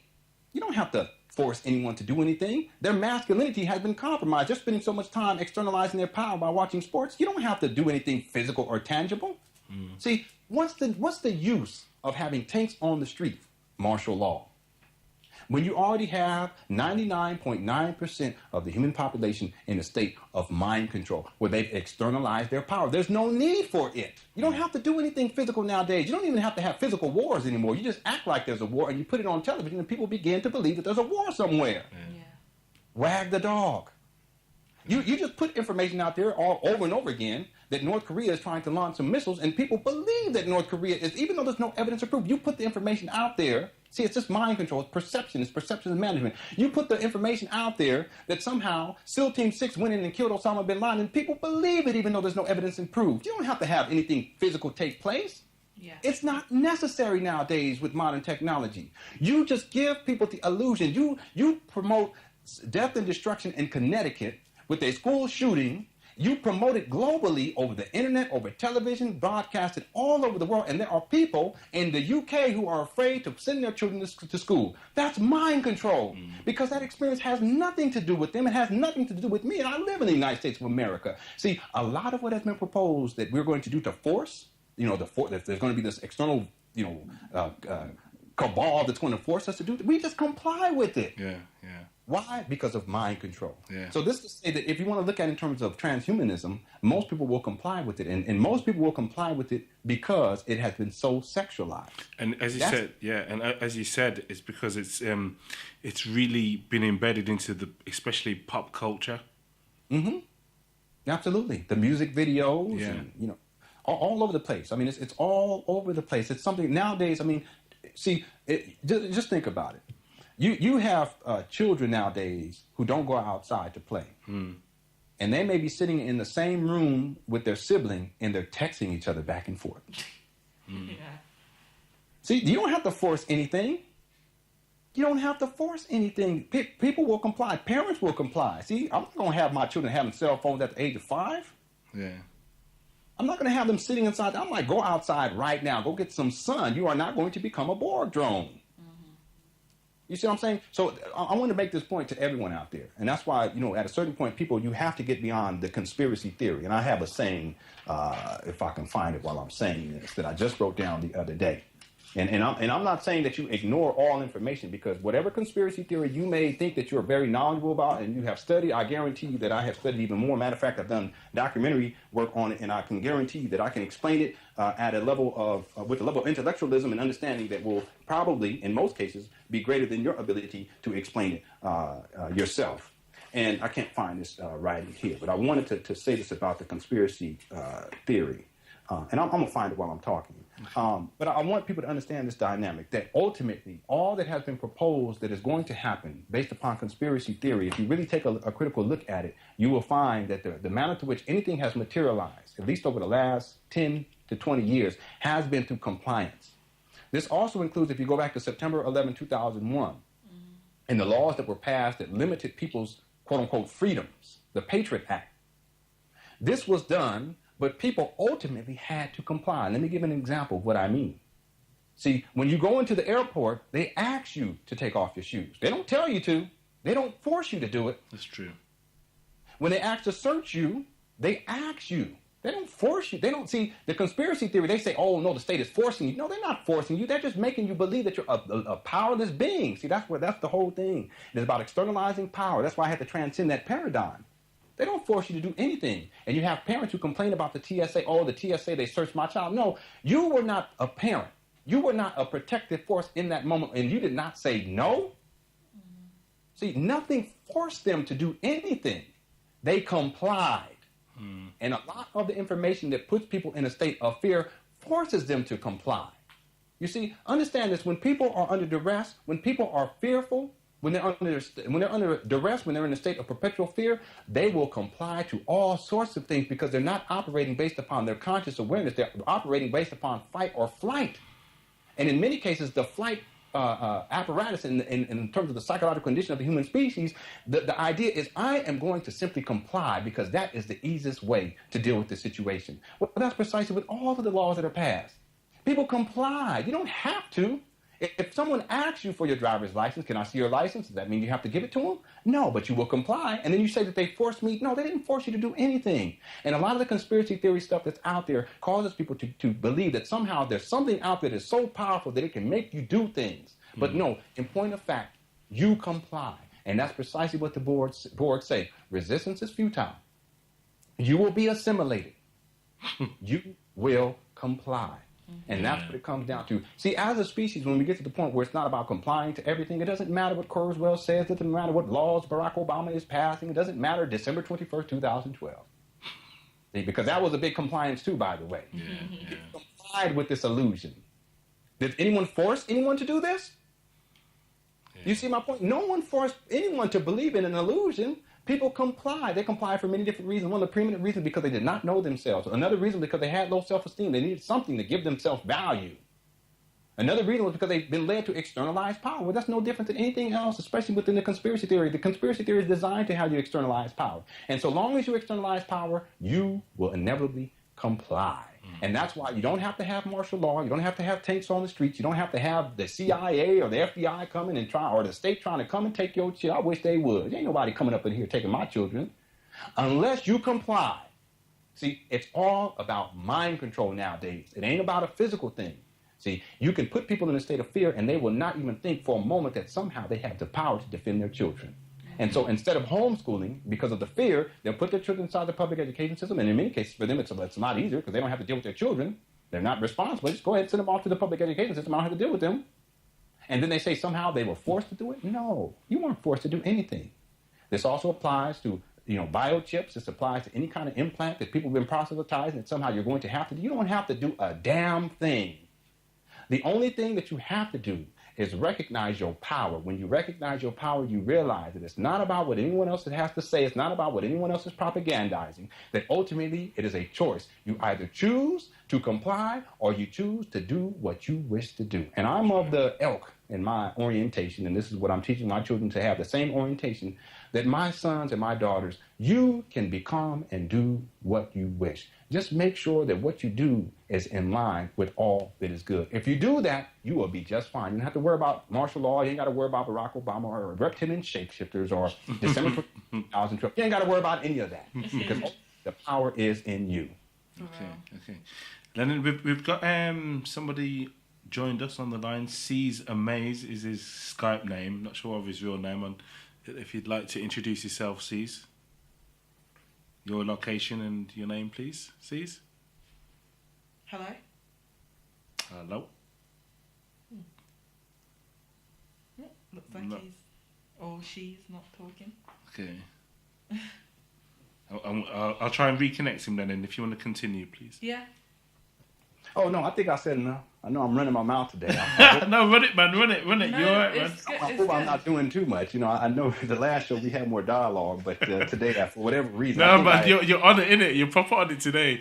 No, it's... No, you definitely... Maybe I thought I ascended or something. I don't know what happened. I've like literally soaked up every like sort of information in that you spoke of today, definitely, and like all the connections and how it's all connected to like basically mind control.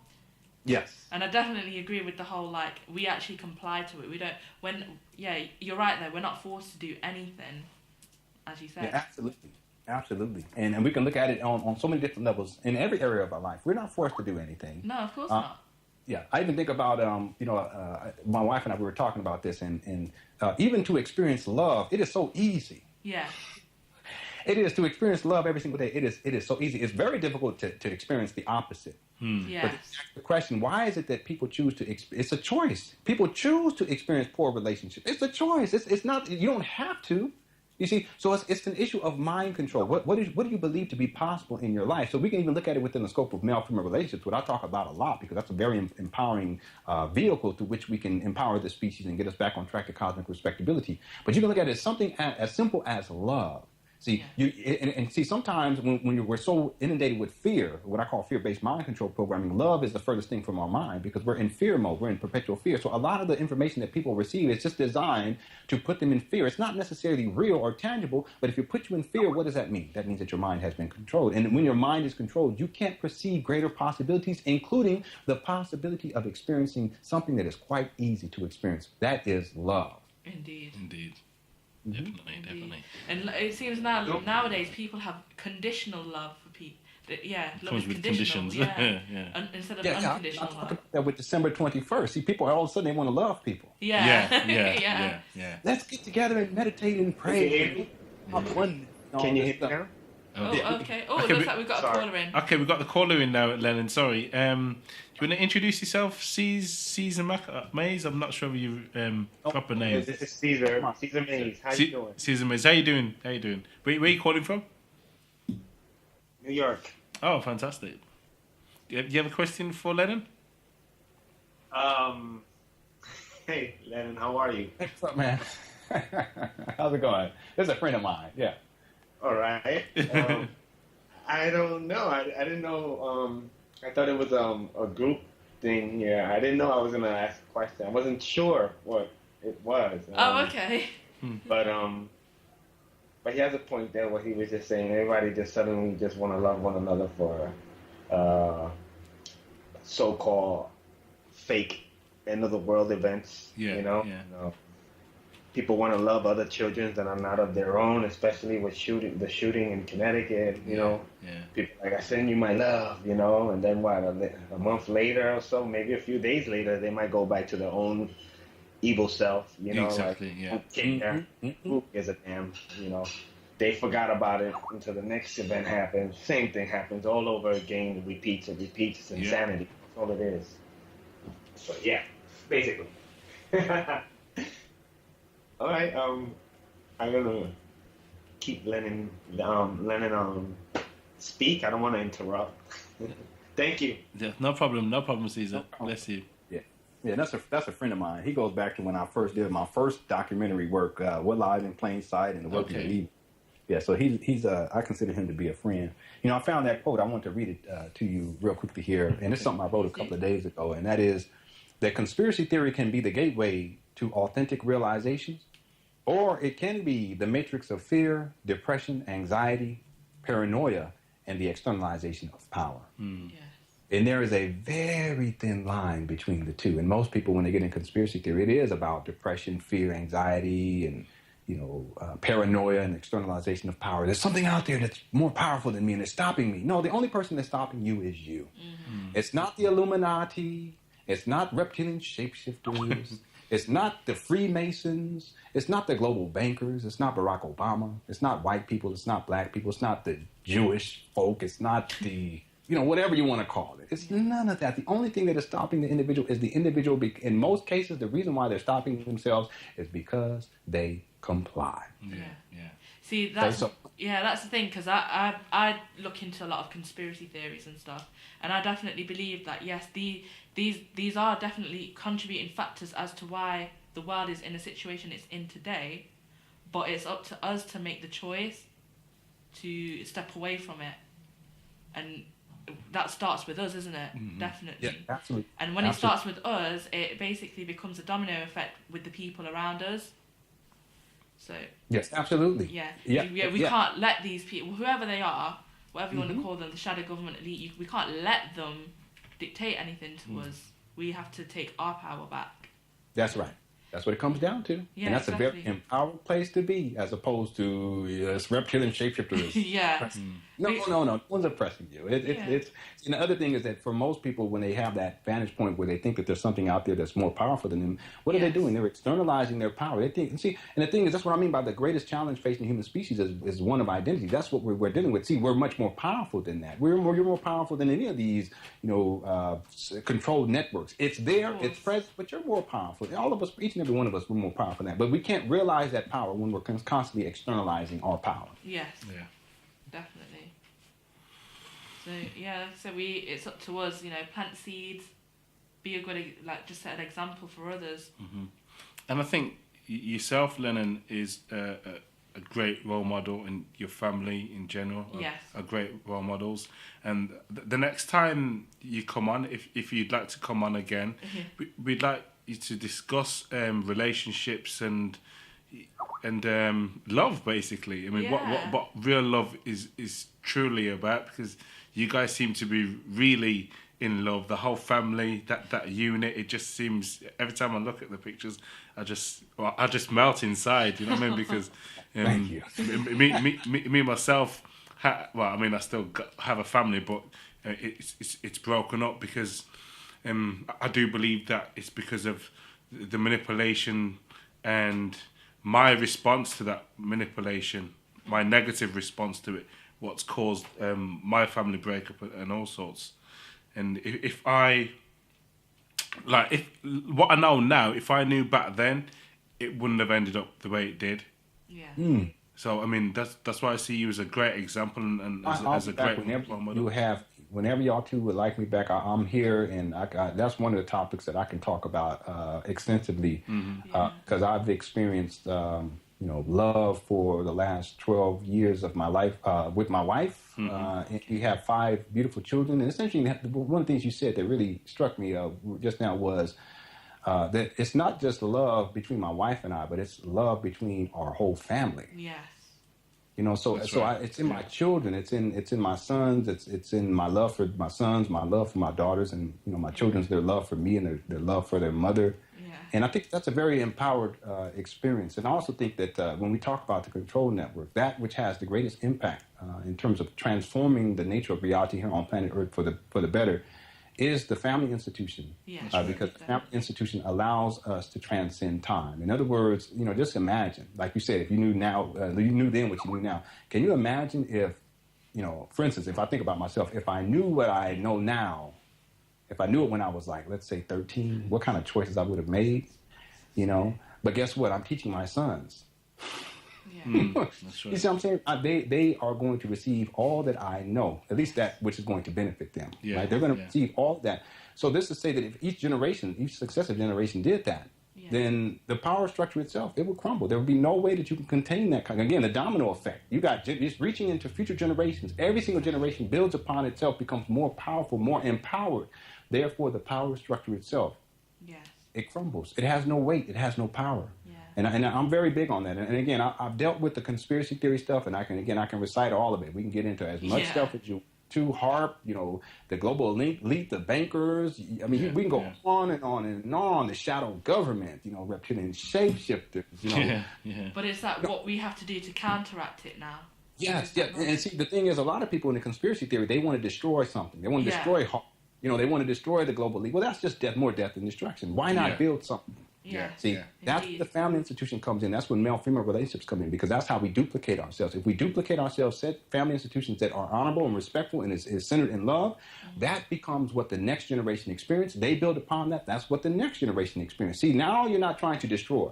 What you're doing is you're building. That's what's going to get this species back on track to cosmic respectability. It stems from how we relate to each other. And the premise of this relationship is an understanding of the full totality of yourself as an individual. In other words, know the full breadth of yourself. The greatest challenge facing this human species is one of identity. But once you know thyself, you begin to build with individuals who also know themselves. And when you begin to build with them, what you build is based from a place of power. That's right. As opposed to a place of disempowerment. That's the big difference. And that's why in my earlier work, I dealt with all of those external forces that we recognize that exist, the media manipulation, the subconscious programming, and, the global elite and the global bankers, all this stuff. I've gone through all of that stuff. But then I realized, you know what? It's one thing to talk about it and to expose it, but it's something else to actually build something that will last beyond that paradigm. And that which will last beyond that paradigm is you materialized in your children, moving into the future, you materializing in your grandchildren, moving into the future, you materializing into your great-great-grandchildren, moving into the future, infinitum. And when we do this as a species, that is what it will take in order for us to get this species back on track to cosmic respectability. In that sense, we're coming from a place of empowerment that transcends time, as opposed to disempowerment when we're locked into time and locked into what other people are doing. I say no. It is about what you do. It is about the personal realization within you and the power that exists within you. It's a matter of using that power that you have and building with like-minded people. And that's why I'm here with you all. I'm here because I recognize that. And I really do appreciate y'all allowing me to run my mouth as I have. I know this is slightly, well, it actually ties in, but I saw a post like a few weeks ago from yourself, Lenon, and it was of you. I think you'd gone to the store and you bought tampons. Yeah, tampons or something for your wife. Yeah. And I thought that was really sweet, and I just thought, having to deal with women's PMT and everything. Yeah. And I think, because I do find that a lot of males, unfortunately, can be quite insensitive to women's time of the month. Mm-hmm. Yes. So definitely that is a great example of how we build. I agree. There are a lot of men. A lot of men think that it's what's the word? I'm trying to choose my words carefully here. Sissy. Yeah, that is sissy, but I'm talking about in terms of the menstrual cycle. They look upon it as if it's, shame. Shame on you that you have your... And many women, they feel shame too. And I'm like, what do you mean? That's an affirmation of life. Yeah. You know what I'm saying? In it. That's what I mean by mind control. You don't have to force someone to think like that. I mean, you don't have to force a male not to be supportive. You just mind control him, and he'll just behave as a little boy who's afraid of certain... No, that's an affirmation of life. See, my wife and I, we have had our children in succession. So, I don't know, my wife may have had maybe 5 or 6, menstrual cycles over the last 10 years. You see what I'm saying? Because see, now that we've taken a break, we're actually abstaining from sexual intercourse, and this has been going on for I don't even know how many months now. I can't even remember anymore. But it's strategic, and it's the decision that we've come and we're in agreement with as a husband and wife, and we're perfectly fine. Our relationship's perfectly fine. But the point being is that because we have not had, and I say we have not had many menstrual cycles. You see, the orientation is different. Most males, they look at it as being outside of themselves. No, my wife, her menstrual cycle is my menstrual cycle. My success is her success. My failure is her failure. We are one. We're like the Borg. Okay, we are one. Okay.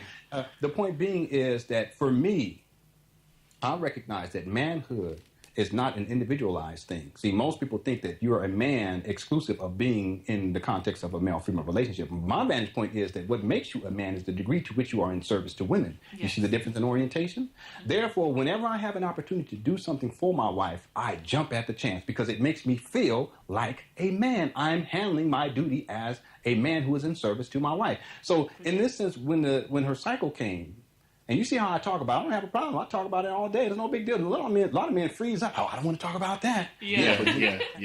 When she's not on her cycle, when you want to have sex, you ain't got a problem talking about it then. Mm-hmm. What's up with that? Mm-hmm. You see? The point being here is that when my wife, when she asked me, and she uses them as backup because she uses cloth tampons. In other words, you wash them. And I've washed them. I mean, when we say wash, there was a time when we wash and dry with them. We had to wash them by hand. No problem with that. If I delivered my own children, coming out of my wife's womb, coming through her vagina, and I delivered them with my own hands. I got all of the blood and stuff coming into my hands. I got the placenta and all this stuff. I don't have a problem with that. Yeah, that's life. Exactly. You see? So as soon as my wife said, I need some backup tampons for the night, can you go do it? I jumped at the chance. I said, I'm going. I was excited. I was like, yeah, finally, I haven't had to do this in so long. I get a chance, man. And I get up to the store, I'm walking in with my chest all poked out, and people probably like, what's wrong with him? Did he just win the Super Bowl? No, I'm just trying. You know what I'm saying? Brilliant, so I went up to the tampon section. She told me what they look like and all that stuff, and I picked the pack up, and I said, you know what, I'm going to take a picture of this because I don't get a chance to do this that often. I'm putting it on Facebook. So I take a picture of myself, and I'm holding the tampons in my hand. And then I put on there, I use Photoshop, and I put something on there like support your wife or support your mate. And something else I wrote on there too. Yeah. But the point being is that I was trying to teach males a lesson. Yeah. Yes, brilliant. And the lesson is quite simple. It is that what makes you a man is the degree to which you are in service to women. And see, a lot of males don't know that. So they don't even know what it means to feel like a man, although they think that they are a man. No, there is a feeling that you have. It is something that is internal that says, you know what, you are doing what men do right now. And because so many men, we get so much programming, and next time I come on, we can talk about this all day. Yes. Our whole orientation and our whole perspective of manhood is totally twisted. Many males believe that your manhood is directly related to how many women you've had sex with. Mm-hmm. Yeah.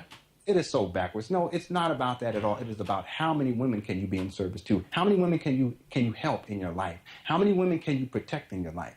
And yes, sometimes... How many times can you go out there and pick up those tampons and feel proud about doing it? See, that's manhood. Yeah. Brilliant. Yeah. And my wife was very pleased, too. And there was a lot of women, too, who saw that who were very pleased. Yeah. So it just goes to show you, if women validate it, and there was people who were saying things like, yeah, that's what real men do. Yes, that's what real men do. For any of you males out there, if you're not comfortable with doing that for your mate, you need to start practicing today. Mm-hmm. Yeah, even if it's not on her cycle, just go get some today. Brilliant. And if you go into the store and if you feel like, I feel uncomfortable, just keep practicing at it until you're no longer uncomfortable. And then you realize what I'm talking about here. And the next time, after you get beyond that program, because that's all subconscious programming. Once you get beyond that subconscious programming and you come to a level of consciousness, the next time you go and you do it, you feel proud, and you come back and you say, I am a man, and people will respect you for it. Your wife will be appreciative, and you can post it on Facebook. Yes, brilliant. No, thank you for that, Lennon. Yeah, definitely. You'll have to come back on the show so that we can discuss this more further. Proper, yeah. Yeah, Definitely. It has been a pleasure, and I'm so thankful for both of you all. You know, much love to the both of y'all, and thank you so much for giving me some time to run my mouth. No, back at Anytime, you, man. Anytime. Yeah. Thank you very much, Lenon. Yeah, thank you. We're gonna talk more. Yeah, we'll talk about this later on, definitely. Yeah, for sure. Y'all take care. Much love to the both of y'all. Yeah, much love. Okay. Bye, Lenon. Okay, bye. Peace. That was some great information that Lenon provided for us, definitely. I mean, in terms of like how everything's connected, like mind control via Star Trek and roots, and how it's all connected and there. Yeah, brilliant. Not to mention the transhumanism Borg agenda. Yeah, definitely. Yeah. And also, basically how we comply. That is definitely a powerful message out there, because a lot of people do vibe on that fear factor a lot. Yeah. Especially like you. I mean, we know a lot of conspiracy theorists, and in fact, we can be quite conspiracy theorists ourselves. Yeah, not gonna lie. Yeah. But at least like we're not vibing on that whole fear of it all, and it's like you need to find something to counteract it. Yeah. Definitely. Because I mean, I know and I acknowledge that certain things are happening in the world, which is contributing to why the world is in a place that it is. But we have to make the choice to basically not conform to it. So, yeah, give thanks for Lenon Honor being on the show tonight. Definitely. And yeah, hopefully we can get him back on the show again to talk about relationships. And that'd be brilliant. That's going to be a brilliant show, because right now I think, definitely. Having watched some of his video clips, and I urge you guys to have a look at some of them as well. Yeah. And all his other works as well from his earlier days. The early works of Walt Disney, which was one we didn't mention earlier. Yeah. The foundation of Paedophilic Institution. The foundation of a paedophilic institution. Yeah. That's the early works of Walt Disney. The Borg agenda, as we said. Media mind control and the BP oil spill in the Gulf of Mexico is another one. The death of Osama bin Laden, decoded. Yeah. The creator, the gods, evil, and the manipulation of humanity. The new breed, rulers of humanity. Yeah. Who is Oro Oyogo Monday? I could never say that, Transcending media mind controls, which are some of his more recent ones. So check them out. Yes. What lies in plain sight. Yeah. And the workings of evil revisited, which are some brilliant documentaries which Lenon has done over the years, and I recommend all of you guys to view them and take notes. Definitely. And for those of you who've just tuned in, you're a bit late, but anyway, you can catch the show on the YouTube channel, and the YouTube channel has all our previous shows as well. Right. So that is Skidan for Real, SKIDAN 4 Real. So Skidan for Real, check them out, have a listen. Yes. And yeah, you get some great information. The Lenon Honor websites. And then Lenon Honor websites, you can go on lenonhonor.com, so that's www.lenon, LENON, honor, HONOR.com, or also www.lenonhonorfilms.com. Also on YouTube, just YouTube. Lenon Honor, innit? Yeah, YouTube is Lenon Honor. So what we're going to do now is just play a break and then come back and say bye as usual. Yeah.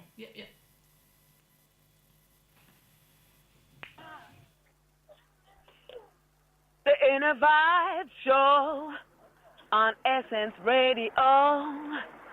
This is Yas Alexander. That's all.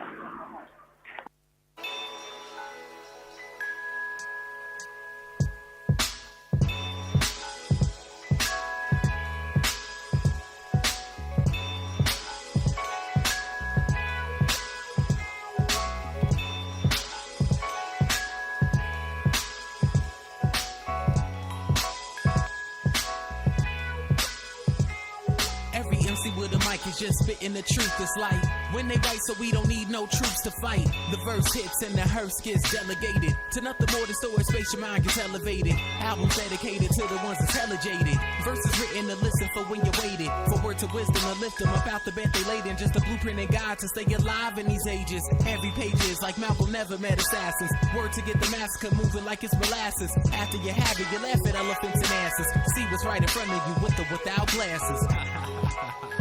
Elephants and asses. Politics, watch out. We alive, what more could you ask for? A dream, being the things we imagine. A life worth itself, I start with myself. A mic fiend and I know what this mic mean. You might listen, yeah, you might like it.